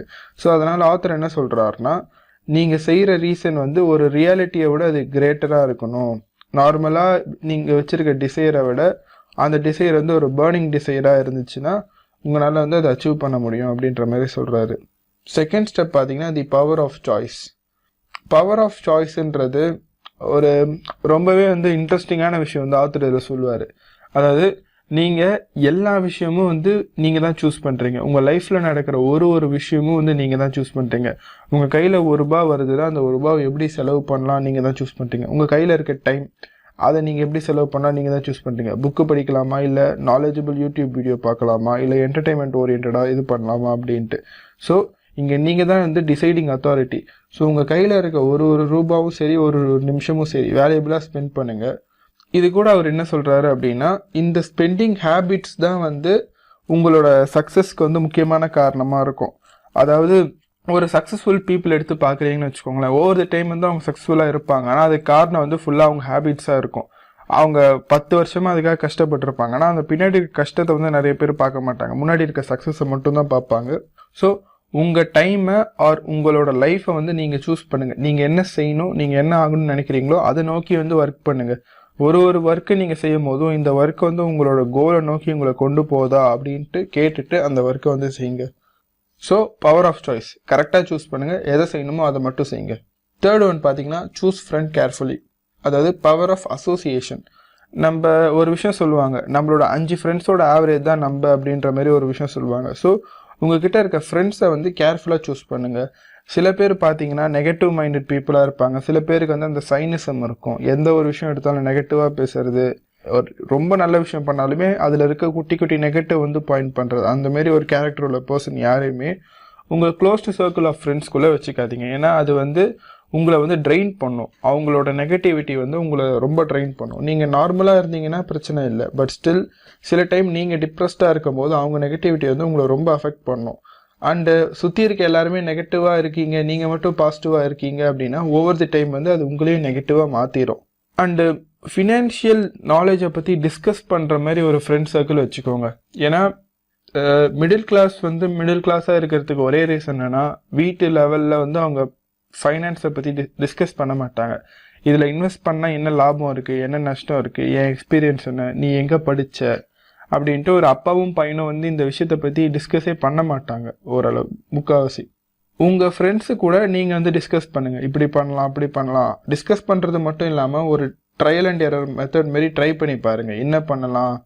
ஒரு பார்ட் டைமில் ஒரு விஷயம் ட்ரை பண்ணுறீங்க அப்படின்னா ஜஸ்ட் ஒரு ட்ரையல் அண்ட் எரர் மெத்தட் மாதிரி இன்வெஸ்ட்மெண்ட் மாதிரி ட்ரை பண்ணி பாருங்கள். நீங்கள் லூஸ் பண்ணுற அமௌண்ட்டை வச்சு இன்வெஸ்ட் பண்ணி ட்ரை பண்ணி பாருங்கள். அதில் வந்து உங்களுக்கு கிடைக்கிற இது எக்ஸ்பீரியன்ஸ் வந்து வேல்யூபிளாக இருக்கும். அந்த வேல்யூபிளான எக்ஸ்பீரியன்ஸ் வந்து உங்கள் ஃப்ரெண்டை வச்சு நீங்கள் இன்ட்ரோஸ்பெக்ட் கூட பண்ணலாம், அவங்களோட பாயிண்ட் ஆஃப் வியூ என்னன்னு தெரிஞ்சுக்கலாம். ஸோ உங்களுக்கு ஒரு ஐடியா கிடைக்க வேண்டிய இடத்துல வந்து பார்த்தீங்கன்னா 4-5 ஐடியா வந்து கிடைக்கும். ஸோ ஃப்ரெண்ட்ஸ் வந்து கண்டிப்பாக வந்து இந்த ஒரு விஷயத்தில் ஹெல்ப் பண்ணுவாங்க. அதனால் ஒரு க்ளோஸ்டு சர்க்கிள் ஆஃப் ஃப்ரெண்ட்ஸ் வச்சுக்கோங்க. எல்லாருமே லைக் மைண்டட் ஃப்ரெண்ட்ஸாக இருந்தாங்கன்னா ரொம்பவே ஆடட் அட்வான்டேஜ். ஃபோர்த் ஸ்டெப் பார்த்தீங்கன்னா master of formula and then learn a new one. அதாவது ஒரு ஃபார்முலா மாஸ்டர் பண்ணிவிட்டு அடுத்த விஷயத்துக்கு வந்து போக சொல்கிறது ஆத்தர். ஏன்னா ஒரு ஃபார்முலா நீங்கள் இது பண்ணுறீங்க, ஒரு விஷயத்தில் ஒர்க் பண்ணுறீங்க, ஒரு ஸ்ட்ராட்டஜி ஃபாலோ பண்ணி ஒர்க் பண்ணுறீங்க, அந்த விஷயத்தில் உங்களுக்கு நீங்கள் நினச்ச அவுட்புட் கிடைக்கல அப்படின்ட்டு அடுத்த விஷயம் போகிறீங்க அப்படின்னா நீங்கள் அடுத்த விஷயத்தையும் அந்த விஷயத்தை விட்டுட்டு வேறு விஷயத்துக்கு போகிறதுக்கான பாசிபிலிட்டி அதிகமாக இருக்குது. ஸோ ஓவர் த டைம் பார்த்தீங்கன்னா உங்களுக்குன்னு ஒரு யூனிக்னஸ் இருக்காது, உங்களுக்குன்னு ஒரு ஸ்ட்ராட்டஜி இருக்காது. நீங்கள் ஸ்ட்ராட்டஜியை பில்ட் பண்ணாமல் அந்த ஃபீல்டில் இருக்கிற மாதிரி இருக்கும். ஸோ உங்களுக்குன்னு ஒரு ஸ்ட்ராட்டஜி ஒன்று பில்ட் பண்ணிக்கோங்க. அந்த ஸ்ட்ராட்டஜி பில்ட் பண்ணுறது கண்டிப்பாக டைம் ஆகும். பட் ஸ்டில் ஒரு ஃபார்முலா எடுங்க, அந்த ஃபார்முலாவை மாஸ்டர் பண்ணுங்கள், அதுக்கப்புறம் அடுத்த விஷயம் போங்க. இப்போ ஃபார் எக்ஸாம்பிள் நீங்கள் மியூச்சுவல் ஃபண்ட் இது பண்ணுறீங்க அப்படின்னா மாஸ்டர் இந்த சென்ஸ் வந்து ஃபஸ்ட்டு உங்களுக்கு நாலேஜ் வேணும். மியூச்சுவல் ஃபண்டில் நீங்கள் இன்வெஸ்ட் பண்ணணும் அப்படின்னா ஸோ மியூச்சுவல் ஃபண்ட் அந்த நாலேஜ்க்காக கொஞ்சம் இன்வெஸ்ட் பண்ணுங்கள். யாருக்கு மியூச்சுவல் ஃபண்டை பற்றி அதிகமாக தெரியுமோ அவங்ககிட்ட செமினார் போகிறது, இல்லை அதை பற்றி ஒரு புக்கை வாங்கி படிக்கிறது, எதுவாக வேணா இருக்கட்டும், அந்த மியூச்சுவல் ஃபண்டை பற்றின நாலேஜ்க்காக கொஞ்சம் இன்வெஸ்ட் பண்ணுங்கள். இன்வெஸ்ட் பண்ணி அதை கற்றுக்கிட்டு அதுக்கப்புறம் மியூச்சுவல் ஃபண்டில் இன்வெஸ்ட் பண்ணுங்கள். இன்வெஸ்ட் பண்ணிவிட்டு ட்ரையல் அண்ட் எரர் மெத்தட் மாதிரி தான். ஏன்னா நீங்கள் போட்டோன்னே இன்வெஸ்ட்மெண்ட் ரிட்டர்ன் வரும்னு சொல்ல முடியாது, ரிட்டர்ன் கண்டிப்பாக வரும். அந்த ஃபார்முலா வந்து இப்போ ஓகே ஒரு ஸ்டேஜில் பார்த்தீங்கன்னா உங்களுக்கு இது ஒர்க் ஆகும் அப்படின்னு தெரிஞ்சிடும். அந்த மாதிரி தெரிஞ்ச உடனே அந்த ஃபீல்டை விட்டு அடுத்த ஃபீல்டு வாங்க. அடுத்த ஃபீல்டு இப்போ நீங்கள் ரியல் எஸ்டேட் வரீங்கன்னா அதுக்கும் அப்டே பண்ணுங்கள். திருப்பி ரியல் எஸ்டேட் பற்றி யாருக்கு தெரியுமோ அவங்கக்கிட்ட கேட்டு அதை பற்றி படித்து அப்படியே அதை நீங்கள் இன்வெஸ்ட் பண்ணுறதுக்கு முன்னாடி உங்களுக்கு நாலேஜ் இருக்கான்னு பார்த்துக்கோங்க. நீங்கள் ஒரு கண்மூடித்தனமாக ஒரு விஷயத்தில் போய் இன்வெஸ்ட் பண்ணுறீங்க, இவங்க சொன்னாங்க அவங்க சொன்னாங்க அப்படின்னு இன்வெஸ்ட் பண்ணும்போது உங்களுக்கு ரிட்டர்ன்ஸ் வர்றது வந்து கொஞ்சம் டவுட்டான ஒரு விஷயந்தான். அப்படி இருக்கும்போது நம்ம யாரையுமே ப்ளேம் பண்ண முடியாது. ஸோ நீங்கள் வந்து அந்த நாலேஜை கெயின் பண்ணி நீங்கள் இன்வெஸ்ட் பண்ண பாருங்கள். ஸோ ஃபிஃப்த் விஷயம் பார்த்தீங்கன்னா பே யுவர் செல்ஃப் ஃபர்ஸ்ட். இதை பற்றி நம்ம ப்ரீவியஸ் வீடியோவில் கூட பார்த்துருப்போம். அதாவது பே யுவர் செல்ஃப் ஃபர்ஸ்ட் எதுக்கு சொல்கிறாங்க அப்படின்னா அது உங்கள் செல்ஃப் டிசிப்ளினை குறிக்கும். இப்போ நீங்கள் financially rich or financially free அப்படின்ற ஸ்டேட்டை நோக்கி போயிட்டுருக்கீங்க அப்படின்னா நீங்கள் இந்நேரத்துக்கு உங்கள் அசட் காலம் வந்து பில்ட் பண்ண ஆரம்பிச்சிருப்பீங்க. உங்கள் அசெட் காலம் பில்ட் பண்ணுற டைமில் பார்த்தீங்கன்னா உங்களுக்கு மாதம் ஒரு சேவிங்ஸோ இல்லை ஒரு இன்வெஸ்ட்மெண்ட் அமௌண்ட்டோ தேவைப்படும். ஏன்னா அப்போ தான் உங்கள் அசெட் காலம் ஓவர் தி டைம் வந்து பில்ட் ஆகும். ஸோ நீங்கள் மாதம் அந்த அசெட் காலமுக்கு கொடுக்குற அமௌண்ட் இருக்குது தெரியுமா, இன்வெஸ்ட்மெண்ட் அமௌண்ட், அந்த அமௌண்ட்டை எக்காரணத்தை கொண்டு நீங்கள் நிறுத்தவே கூடாது. இன்னும் சொல்லணும்னா ஃபஸ்ட்டு நீங்கள் அந்த அமௌண்ட்டை தான் பே பண்ணணும். அந்த அசெட் காலமுக்கு போக வேண்டிய அமௌண்ட்டை ஃபஸ்ட்டு அந்த அசெட் காலமுக்கு டைரக்ட் பண்ணி அமுச்சிட்டு மீதி இருக்க அமௌண்ட்டை வந்து செலவு பண்ணுங்கள் ஆர் சம்திங் நீங்கள் டேக்ஸ் கட்டுறீங்க, எது வேணால் பண்ணுங்கள். ஸோ இதை தான் வந்து வாரன் பஃபெட்டும் சொல்லியிருப்பார், spend what is left after saving அப்படின்னு சொல்லிட்டு. ஃபஸ்ட்டு சேவ் பண்ணுங்கள், அதுக்கப்புறம் மிச்சம் எவ்வளோ இருக்கோ அதை வந்து ஸ்பெண்ட் பண்ணுங்கள் அப்படின்ற மாதிரி சொல்லியிருப்பார். அண்டு இதே கோட்டு தான் வந்து richest man in Babylon by George Clason. அவரும் வந்து இதே விஷயத்த அவரோட புக்கோட மெயின் கான்செப்டே இதுதான் அப்படின்ற அளவு கூட சொல்லலாம். இந்த ஒரு விஷயத்த வந்து அந்த அளவு இம்பார்ட்டன்ஸ் தராங்க. ஆனால் நீங்கள் லாஜிக்காக யோசிச்சு பார்த்தீங்கன்னா எனக்கு காசு பத்தாமல் போயிடுச்சுன்னா நான் என்ன பண்ணுவேன் அப்படின்ற மாதிரி நிறைய கேள்வி வரும். பட் ஸ்டில் இந்த விஷயத்த நீங்கள் ட்ரை பண்ணி பாருங்கள். இந்த சென்ஸ் வந்து நீங்கள் ஒரு டெப்ட் ஃப்ரீயான பர்சனாக இருக்கீங்க, ஆர் உங்களுக்கு பெரிய டெப்டெல்லாம் எதுவும் கிடையாது, சின்ன டெப்ட் தான் இருக்குது, மேனேஜ் பண்ணிக்க முடியும் அப்படின்னா நீங்கள் வந்து உங்களுக்கு ஃபஸ்ட்டு பே பண்ணி பாருங்கள். அண்ட் அதுக்கப்புறம் மற்ற எல்லா விஷயத்தையும் பே பண்ணுங்கள். ஆப்வியஸ்லி கண்டிப்பாக காசு இடிக்கும், பட் ஸ்டில் நிறைய பேர் வந்து காசு கேட்பாங்க. அப்படி கேட்குற அந்த விஷயத்த வந்து ஒரு மோட்டிவேஷனாக யூஸ் பண்ணி இன்னும் நிறைய காசு சம்பாதிக்க ட்ரை பண்ணுங்கள். அப்படி பண்ணிங்கன்னா உங்களோட ஃபினான்ஷியல் இன்டெலிஜென்ஸும் வந்து அதிகமாகும். 6th விஷயம் பார்த்தீங்கன்னா பே யுவர் புரோக்கர்ஸ் வெல் அப்படின்ற மாதிரி ஆத்தர் கொடுத்துருக்காரு. நம்ம pay your employees well or pay your subordinates well அப்படின்ற மாதிரி எடுத்துக்கலாம். ஏன்னா ஆத்தர் வந்து அவரோட பாயிண்ட் ஆஃப் வியூவில் சொல்லியிருக்காரு. இதை நம்ம லாஜிக்காகவே வந்து அனலைஸ் பண்ணலாம். ஓகே, ஒரு பெரிய ஃபினான்ஷியல் டீல் வந்து நீங்கள் க்ளோஸ் பண்ணுறீங்க அப்படின்னா ஒருத்தவங்க வந்து அந்த டீல் பிடிச்சி தராங்க. அவங்களுக்கு நீங்கள் நல்லதாக ஒரு கமிஷன் கொடுத்தா மட்டுமே தான் அவங்க அடுத்த டீலுக்கு வந்து உங்ககிட்ட வருவாங்க. ஏன்னா நீங்கள் கமிஷனை வந்து ரொம்ப கம்மியாக கொடுத்துட்டீங்க அப்படின்னா அவங்க வந்து இவங்ககிட்ட போனால் கமிஷனே கிடைக்காது, நான் ஏன் இவங்ககிட்ட போடும், நான் வேற ஆள்கிட்ட போயிடுவேன் அப்படின்ட்டு அவங்க போயிடுவாங்க. ஒரு நல்ல அந்த டீல் ஃபைண்டரை வந்து நீங்கள் இழந்துருவீங்க. இது வந்து டீல் ஃபைண்டருக்கு மட்டும் கிடையாது, யாராக வேணால் எடுத்துக்கலாம். உங்கள் எம்ப்ளாயிஸ் கூட எடுத்துக்கோங்களேன். இப்போ நீங்கள் ஒரு கம்பெனி வச்சுருக்கீங்க அப்படின்னா நீங்கள் உங்கள் எம்ப்ளாயிஸ்க்கு நீங்கள் நல்லா பே பண்ணுறீங்க அப்படின்னா தான் அவங்க வந்து உங்களுக்காக நல்லா வேலை செய்வாங்க. ஓகே, நம்ம எதிர்பார்த்ததோட நிறைய அமௌண்ட்டு தராங்க, ஸோ அவங்களுக்காக நம்ம ஏதாவது ஒரு அவங்க எதிர்பார்க்கறதோட நம்ம அதிகமாக தரணும் அப்படின்ற ஒரு மைண்ட் செட்டில் எம்ப்ளாயீஸும் வந்து நிறையா வேலை செய்வாங்க. ஸோ அப்படி அவங்க செய்யும் போது பார்த்தீங்கன்னா கண்டிப்பாக உங்களுக்கு ப்ராஃபிட் இன்னும் இன்க்ரீஸ் ஆகும். நீங்கள் தரது ஏதோ கொஞ்சமாக தான் இருக்கும், ஆனால் அதுக்கான ப்ராஃபிட் வந்து பார்த்தீங்கன்னா ரொம்ப பெரிய லெவலில் வந்து உங்களுக்கு கிடைக்கும். வேற ஒருத்தவங்கனால உங்கள் பிஸ்னஸ் வந்து லாபம் அடையுது அப்படின்னா அந்த பர்சனுக்கு நீங்கள் பே பண்ணுறது வந்து யோசிக்கக்கூடாது. ஏன்னா அந்த பர்சனை நம்பி தான் உங்கள் பிஸ்னஸ் இருக்குது அப்படின்ற ஒரு பாயிண்டில் வந்து தாராளமாக வந்து அவங்களுக்கு பே பண்ணுற மாதிரி தான் இருக்கணும். ஸோ 7th ஒன் பார்த்தீங்கன்னா ரிட்டர்ன் ஆஃப் இன்வெஸ்ட்மெண்ட். அதாவது நீங்கள் ஒரு விஷயத்தில் பணத்தை போடுறீங்கன்னா எவ்வளோ நாளில் உங்களுக்கு அந்த பணம் திரும்பி வரும் அப்படின்றது தான் return of investment. For example, நீங்கள் 2 lakhs ஸ்பெண்ட் பண்ணி ஒரு பிஸ்னஸ் வைக்கிறீங்க. அந்த பிஸ்னஸ் வந்து உங்களுக்கு மந்த்லி 20,000 ரெவென்யூ தருது. அந்த 20,000ல் பார்த்தீங்கன்னா எக்ஸ்பென்சஸ்லாம் போக கையில் வந்து 5,000 நிற்குது அப்படின்னா நீங்கள் வந்து அந்த பிஸ்னஸில் வந்து ரிட்டர்ன்ஸ் எடுக்க உங்களுக்கு 40 months கிட்ட ஆகிடும்.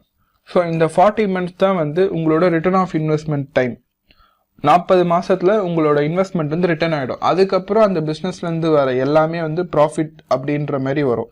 ஒரு ரியல் இன்வெஸ்டர் பார்த்தீங்கன்னா ரிட்டர்ன் ஆஃப் இன்வெஸ்ட்மெண்ட்டுக்கு ரொம்பவே வந்து இம்பார்ட்டன்ஸ் கொடுப்பாங்க. ஏன்னா நீங்கள் ஒரு விஷயத்தில் போய் பணத்தை போடுறீங்க, எத்தனை நாள் அது உங்களுக்கு திரும்பி வரும், எவ்வளோ % வந்து உங்களுக்கு திரும்பி வரும் அப்படின்றத நீங்கள் கால்குலேட் பண்ணணும். ஏன்னா ஒரு இன்வெஸ்ட்மெண்ட் வந்து நல்ல இன்வெஸ்ட்மெண்ட்டாக இல்லையா, இல்லை ஒரு இன்வெஸ்ட்மெண்ட்டை பண்ணலாமா வேணாமா அப்படின்ற one of the major deciding factor வந்து இந்த ரிட்டர்ன் ஆஃப் இன்வெஸ்ட்மெண்ட் தான். நீங்கள் ரிட்டர்ன் ஆஃப் இன்வெஸ்ட்மெண்ட்டை வச்சு தான் ஒரு இன்வெஸ்ட்மெண்ட்டை வந்து கம்பேரே பண்ண முடியும், இன்னும் கரெக்டாக சொல்லணும்னா. ஸோ 8th விஷயம் பார்த்தீங்கன்னா ஆசெட் பை லக்ஸுரிஸ். இந்த விஷயத்தை பற்றி நம்ம ஏற்கனவே டிஸ்கஸ் பண்ணியிருக்கோம். அதாவது நிறைய பணக்காரங்க வந்து அவங்க லக்ஸுரிஸை வந்து டேக்ஸ் பெனிஃபிட்காக வாங்குவாங்க அப்படின்னு சொல்லிட்டு. ஸோ இன்னும் கரெக்டாக சொல்லணும்னா லக்ஸுரிஸ் வந்து நீங்கள் கரெக்டாக இன்வெஸ்ட் பண்ணதுக்கான ரிவார்ட், உங்கள் ஆசெட் வந்து உங்களுக்கு தர ரிவார்டு தான் வந்து லக்ஸுரிஸ், நீங்கள் கரெக்டாக இன்வெஸ்ட் பண்ணியிருந்தீங்கன்னா. ஃபார் எக்ஸாம்பிள், ஆத்தர் எப்படி சொல்கிறாருன்னா, இப்போ நீங்கள் ஒரு லக்ஸுரிஸ் வாங்கணும்னு நினைக்கிறீங்க, ஏன்னா ஆசை எல்லாருக்குமே இருக்கும். நீங்கள் ஒரு லக்ஸுரிஸ் வாங்கணும்னு நினைக்கிறீங்க. ஃபார் எக்ஸாம்பிள், நீங்கள் ஒரு கார் வாங்கணும்னு நினைக்கிறீங்க. அந்த காரோட இஎம்ஐ டவுன் பேமெண்ட் பார்த்தீங்கன்னா பர் மந்த் 30,000 நீங்கள் கட்டுற மாதிரி வருது அப்படின்னா 30,000 நீங்கள் அந்த காரை வாங்குறதுக்கு முன்னாடி யோசிங்க, 30,000 எனக்கு மந்த்லி ஜென்ரேட் பண்ணுற மாதிரி எனக்கு ஒரு ஆசெட் வேணும், அந்த ஆசெட்டை வச்சு நான் இந்த காரை வாங்குவேன். ஸோ என்ன பண்ணுங்கன்னா ஃபஸ்ட்டு அந்த மாதிரி ஒரு யோசிங்க. ஏன்னா நீங்கள் அந்த இப்போ ஒரு சில டைம் பார்த்தீங்கன்னா கார்லாம் நம்ம வாங்க முடியாது அப்படின்னு நீங்கள் யோசிக்கிறீங்கன்னா உங்கள் மைண்ட் வந்து க்ளோஸ் டு மைண்ட் ஆகிடும். ஸோ எப்படி வாங்கலாம்னு நீங்கள் அதை யோசிக்கும் போது உங்கள் மைண்ட் வந்து இந்த மாதிரி ஒரு பிளான் வருது அப்படின்னா இதுக்கு ஒர்க் பண்ணுங்கள், ஒரு ஆசெட்டை ஜென்ரேட் பண்ணுங்கள். அந்த ஆசெட்டை ஜென்ரேட் பண்ணிவிட்டு அந்த ஆசெட்லேருந்து வர இன்கம்மை வச்சு நீங்கள் கார் வாங்குங்க. அதுலேருந்து வர இன்கம் வச்சு நீங்கள் கார் வாங்குறீங்க அப்படின்னா உங்களுக்கு அந்த கார் வந்து நீங்கள் வாங்கின கணக்கே வராது. ஆக்சுவலி அந்த கார் வந்து ஃப்ரீயாக அந்த மாதிரி ஒரு கணக்கும் இருக்கும். ஸோ இதுதான் வந்து 8th விஷயம், assets by luxuries. 9th விஷயம் பார்த்தீங்கன்னா த நீட் ஃபார் ஹீரோஸ், அப்படி இல்லைன்னா இன்ஸ்பிரேஷன் அப்படின்னு சொல்லலாம். நம்ம லைஃப்பில் பார்த்தீங்கன்னா நம்மளுக்கு நிறைய பேர் வந்து இன்ஸ்பிரேஷனாக இருப்பாங்க. சில பேர் வந்து ப்ரொஃபஷனல் இன்ஸ்பிரேஷன்ஸாக இருப்பாங்க, இவங்கள மாதிரி இருக்கணும் அப்படின்ட்டு. சில பேர் வந்து ஒரு சோஷியல் டீட்ஸ்க்காக அவங்கள நம்ம இன்ஸ்பிரேஷன் மாதிரி வச்சுருப்போம். ஸோ ஆத்தரோட இன்ஸ்பிரேஷன்ஸ் பார்த்தீங்கன்னா வாரன் பஃபெட், டொனால்ட் ட்ரம்ப், இவங்க தான் இந்த ஆத்தரோட இன்ஸ்பிரேஷன்ஸ். அவர் என்ன சொல்கிறாரு அப்படின்னா, நான் இவங்களை பற்றி எல்லா விஷயமும் படிப்பேன். அதாவது இந்த வாரன் பஃபெட் பற்றியும் சரி, டொனால்ட் ட்ரம்ப் பற்றியும் சரி, இவரை பற்றி எல்லா விஷயமும் ஆத்தர் வந்து படிப்பார். ஒரு சின்ன விஷயத்தையும் கலெக்ட் பண்ணி படிப்பார். ஸோ அப்படி படிக்கும் போது என்னென்னா அவங்க மைண்ட் செட் எப்படி இருக்குது, மார்க்கெட் அவங்க எப்படி பார்க்குறாங்க, அவங்க எதை நோக்கி போகிறாங்க அப்படின்றது ஆத்தருக்கு தெரியும். ஸோ ஆத்தர் இதில் ஒரு காயின் பண்ணுற ஒரு விஷயம் என்னென்னா, வாரன் பஃபெட் எதுலலாம் இன்வெஸ்ட் பண்ணுறாரோ அதெல்லாம் நானும் இன்வெஸ்ட் பண்ணுவேன் அப்படின்ட்டு ஆத்தர் வந்து காயின் பண்ணுறாரு. ஸோ இந்த புக்கு பார்த்தீங்கன்னா 1997 அந்த டைம் பீரியடில் எழுதின ஒரு புக்கு தான் இது. இந்த டைமில் வந்து அவர் வாரன் பஃபெட் வந்து ஃபாலோ பண்ணியிருக்காரு. ஸோ இதுலேருந்து என்ன விஷயம் தெரியுது அப்படின்னா, முக்கால்வாசி பணக்காரங்க ஒரே மாதிரி தான் யோசிக்கிறாங்க அப்படின்றது ஈஸியாக தெரியுது. ஏன்னா அவர் இன்னும் சொல்கிற ஒரு விஷயம்னா, டொனால்ட் ட்ரம்ப் வந்து ஒரு டீலை வந்து நெகோஷியேட் பண்ணி அதை க்ளோஸ் பண்ணுறதா இருக்கட்டும், இல்லை வாரன் பஃபெட்டோட இன்வெஸ்டிங் ஸ்ட்ராட்டஜியாக இருக்கட்டும், இன்ஸ்பிரேஷனில் இருக்க ஒரு பர்சனுக்கு ஒரு ஸ்பெஷாலிட்டி இருக்குது. அவங்கள பற்றி படித்து அந்த ஸ்பெஷாலிட்டியை புரிஞ்சுட்டு அவரோட இன்வெஸ்ட்மெண்ட்டில் ஒப்பீனியனுக்காக அவர் என்ன பண்ணுறாருன்னா, இந்த விஷயத்த டொனால்ட் ட்ரம்ப் இருந்தால் எப்படி பண்ணியிருப்பாரு, ஐ மீன் இப்போ நீங்கள் ஒரு விஷயத்தில் இன்வெஸ்ட் பண்ணுறீங்க அதுனா இதே விஷயத்தில் டொனால்ட் ட்ரம்ப் இருந்தால் அவர் என்ன பண்ணியிருப்பாரு, என் பிளேஸில் வாரன் பஃபெட் இருந்திருந்தால் அவர் என்ன பண்ணியிருப்பாரு அப்படின்ற மாதிரி ஆத்தர் திங்க் பண்ணி வேரியஸ் பாயிண்ட் ஆஃப் வியூஸ் வந்து டெரைவ் பண்ணுறாரு. அந்த பாயிண்ட் ஆஃப் வியூஸை கம்பேர் பண்ணி அதில் எது பெஸ்ட்டோ ஆத்தர் வந்து சூஸ் பண்ணி இன்வெஸ்ட் பண்ணுறாரு. ஸோ இதுதான் வந்து need for heroes or the power of inspiration அப்படின்னு சொல்லலாம். 10th விஷயம் பார்த்தீங்கன்னா teach and you shall receive, அதாவது த பவர் ஆஃப் கிவிங். ஆத்தரோட 2 டேடுமே பார்த்தீங்கன்னா டீச்சர்ஸ் தான். அவரோட ரிச் டேட் வந்து அவருக்கு எப்படி பணம் சம்பாதிக்கிறதுன்னு சொல்லி தந்தார். அவரோட புவர் டேட் வந்து எல்லாருக்கும் சொல்லி தந்தார், அவருக்கு எதுவும் சொல்லி தரல. ஸோ ஆத்தர் என்ன சொல்கிறாருன்னா, உங்களுக்கு ஒரு விஷயம் வேணும்னா ஃபஸ்ட்டு அந்த விஷயத்த வந்து நீங்கள் சொசைட்டிக்கு கொடுங்க. நீங்கள் கொடுத்தீங்கனாலே அந்த விஷயம் வந்து உங்களுக்கு ரெசிப்ரோகேட் ஆகும் அப்படின்ற மாதிரி சொல்கிறாங்க. ஸோ இந்த 10 பாயிண்ட்லேயும் ஆத்தர் வந்து இந்த பாயிண்ட்டை வந்து கொஞ்சம் அதிகமாகவே ஸ்ட்ரெஸ் பண்ணுறாரு. சில டைம் வந்து ஆத்தர் சொல்கிறாரு, சப்போஸ் அவருக்கு காசு ரொம்ப கம்மியாக இருக்குது அப்படின்னா அவர்கிட்ட இருக்க கம்மியான அந்த அவரோட ஃபினான்ஷியல் சுச்சுவேஷன் லோவாக இருந்தாலும் சரி, அவர் போயிட்டு காசை வந்து கொடுப்பாரு. அப்படி கொடுக்கும் போது கண்டிப்பாக அந்த அமௌண்ட் வந்து அவருக்கு ரெசிப்ரோகேட் ஆகி திரும்பி வரும் அப்படின்ற மாதிரி ஆத்தர் இதில் டேர்ம் பண்ணுறாரு. அண்ட் இதெல்லாம் சொல்லி முடிச்சுட்டு அவர் கடைசியாக ஒரு விஷயம் சொல்கிறார், நீங்கள் கொடுக்கும்போது கொடுக்கணும் அப்படின்ற அந்த ஒரு விஷயத்துக்கு உங்களுக்கு திருப்பி வரும் அப்படின்ற அந்த மைண்ட் செட்னால கொடுக்காதீங்க. நீங்கள் ஹெல்ப் பண்ணணும், உண்மையிலே நீங்கள் வந்து ஒரு ஜெனரஸ் பர்சனாக இருக்கணும் அப்படின்ற ஒரு மைண்ட் செட்டோட கொடுத்தீங்கன்னா தான் இது வந்து ஃபுல்லாக ஒர்க் அவுட் ஆகும் அப்படின்ற மாதிரி சொல்கிறாங்க. ஸோ எந்த விஷயம் பண்ணாலும் ஒரு கிராட்டிடியூடாக இருங்க, முடிஞ்ச அளவுக்கு ஜெனரஸாக இருங்க அப்படின்ற மாதிரி ஆத்தர் சொல்கிறார். ஸோ இதுதான் அந்த 10 விஷயம்.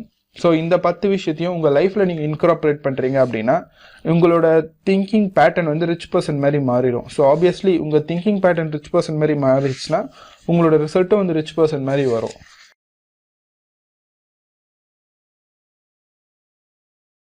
இந்த வீடியோ சீரீஸோட கடைசி சாப்டர் இதுதான். ஃபைனலி கடைசி சாப்டருக்கு வந்தாச்சு. ஸோ இந்த கடைசி சாப்டரில் வந்து ஆத்தர் இன்ஃபர்மேட்டிவாக என்ன சொல்கிறாரு அப்படின்னு பார்த்தீங்கன்னா எதுவுமே கிடையாது. ஒரே வார்த்தையில் சொல்லணும்னா, இது வரைக்கும் கற்றுக்கிட்ட நாலேஜை வச்சு ஆக்ஷன் எடுங்க அப்படின்னு தான் அவர் சொல்கிறாரு. சொல்லிவிட்டு சில அவர் லைஃப்பில் ஃபேஸ் பண்ண சில ப்ராப்ளமை வந்து நம்மளுக்கு வந்து சொல்கிறாரு. ஸோ நம்ம லைஃப்பில் நம்ம அதை ஃபேஸ் பண்ணும்போது ஈஸியாக நம்மளுக்கு ஒரு சொல்யூஷன் கிடைக்கிற மாதிரி சொல்கிறாரு. ஆத்தர் கொடுக்குற சம் ஹைலைட்டட் பாயிண்ட்ஸ் பார்த்தீங்கன்னா, stop doing what you're doing. ஏன்னா உங்கள் ஆக்ஷன்ஸ் வந்து ஒர்க் ஆகலை. ஏன்னா அது ஒர்க் ஆகிருந்தால் நீங்கள் இந்நேரத்துக்கு பணக்காரன் ஆகிருப்பீங்க. ஸோ நீங்கள் ஒரே வேலையை திரும்ப திரும்ப செஞ்சுட்டு டிஃப்ரெண்ட் ரிசல்ட் எதிர்பார்த்தீங்கன்னா வராது, அது ரொம்ப இன்சேனாக இருக்கும். அதனால் நீங்கள் என்ன செய்கிறீங்களோ அதை நிறுத்திட்டு புதுசாக என்ன செய்யலாம் அப்படின்றத பற்றி யோசிங்க. செகண்ட் பாயிண்ட் பார்த்தீங்கன்னா, ஆத்தர் வந்து ஒரு மென்டாரை வந்து கண்டுபிடிக்க சொல்கிறார். அதாவது நீங்கள் செய்யணும்னு நினச்ச ஒரு விஷயத்த ஏற்கனவே சாதிச்சவங்க இருப்பாங்க தெரியுமா, அவங்கக்கிட்ட ஒரு மென்டார்ஷிப் மாதிரி எடுக்க சொல்கிறாரு. மென்டார்ஷிப் இந்த சென்ஸ் வந்து அவங்க லைஃப்பில் அவங்க நிறைய விஷயம் வந்து ஃபேஸ் பண்ணியிருப்பாங்க. ஸோ நம்மளுக்கு ஒரு மென்டார் இருக்காங்க அப்படின்னா நம்ம அவங்க ஃபேஸ் பண்ண எல்லா பிரச்சனையும் நம்ம ஃபேஸ் பண்ணணும் அப்படின்ற அவசியம் இருக்காது. ஏன்னா அவங்க வந்து ஹெல்ப் பண்ணுவாங்க, அவங்க கைட் பண்ணுவாங்க. இப்போ எப்படி மார்க் ஜூக்கர்பர்கோட மென்டர் பார்த்தீங்கன்னா ஸ்டீவ் ஜாப்ஸ் வந்து மார்க் ஜூக்கர்பர்கை கைட் பண்ணி கொண்டு வந்தார். ஸோ அந்த மாதிரி நிறைய பேர் வந்து மென்டார்ஸ் அவைலபிளாக இருக்காங்க.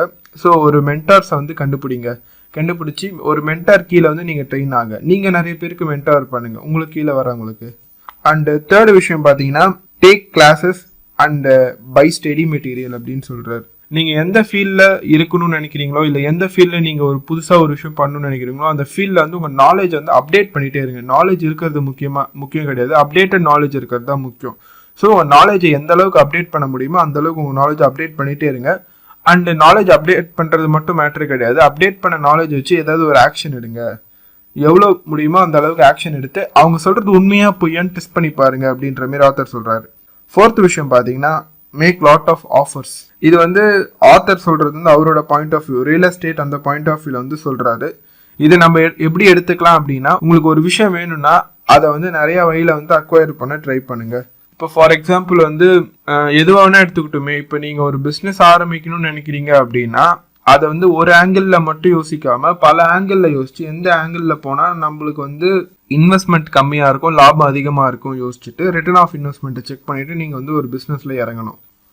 அண்டு ஆத்தர் சொல்கிற 5வது பாயிண்ட் பார்த்தீங்கன்னா, நீங்கள் ஒரு பிஸ்னஸ் ஆரம்பிக்கிறீங்க அப்படின்னா ஃபஸ்ட்டு அந்த பிஸ்னஸ்கோட பொட்டென்ஷியல் கஸ்டமர்ஸை வந்து ஸ்டடி பண்ண சொல்கிறாரு.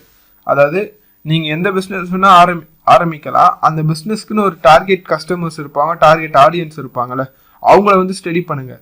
அவங்களுக்கு என்ன இல்லை அப்படின்றத பாருங்கள். அவங்க எந்த விஷயத்த மேஜராக இல்லைன்னு சொல்கிறாங்களோ அந்த ஒரு விஷயத்த நீங்கள் உங்களோட யூனிக் செல்லிங் பாயிண்ட்டாக வச்சு பிஸ்னஸ் ஆரம்பிச்சிங்க அப்படின்னா உங்கள் பிஸ்னஸ் வந்து நல்லா போகிறதுக்கு வாய்ப்பு இருக்குது அப்படின்ற மாதிரி ஆத்தர் சஜஸ்ட் பண்ணுறாரு. ஆத்தர் சொல்கிற 6th பாயிண்ட் பார்த்தீங்கன்னா லேர்ன் ஃப்ரம் ஹிஸ்ட்ரி. அதாவது எந்த பெரிய கம்பெனி வேணால் எடுத்துக்கலாம், ஆனால் எந்த பெரிய கம்பெனியுமே ஒரு சின்ன பாயிண்ட்ல இருந்தால் ஸ்டார்ட் ஆச்சு. Start doing things. நீங்கள் எந்த விஷயம் மனசில் நினச்சிட்டு இத்தனை நாள் நினச்சிட்டு இருப்பீங்க இது பண்ணணும் அது பண்ணணுன்ட்டு, அந்த விஷயத்த வந்து செய்ய ஆரம்பிங்க. Because action speaks louder then words அப்படின்னு சொல்லிட்டு இந்த சாப்டர் முடிக்கிறாங்க. இந்த புக்கை நீங்கள் வாங்கணும்னு நினச்சிங்கன்னா டிஸ்கிரிப்ஷனில் இருக்க லிங்கை யூஸ் பண்ணி நீங்கள் வாங்கிக்கலாம். Thank you for your time. Have a great day. இந்த வீடியோ உங்களுக்கு பிடிச்சிருந்தா லைக் பண்ணுங்கள். வேறு ஏதாவது டாபிக் பற்றி நான் பேசணுன்னா கமெண்ட் பண்ணுங்கள். இந்த வீடியோ வேறு யாருக்குன்னா ஹெல்ப்ஃபுல்லாக இருக்குன்னா ஷேர் பண்ணுங்கள். அண்ட் இந்த சேனல் யூஸ்ஃபுல்லாக இருந்தால் சப்ஸ்கிரைப் பண்ணுங்கள்.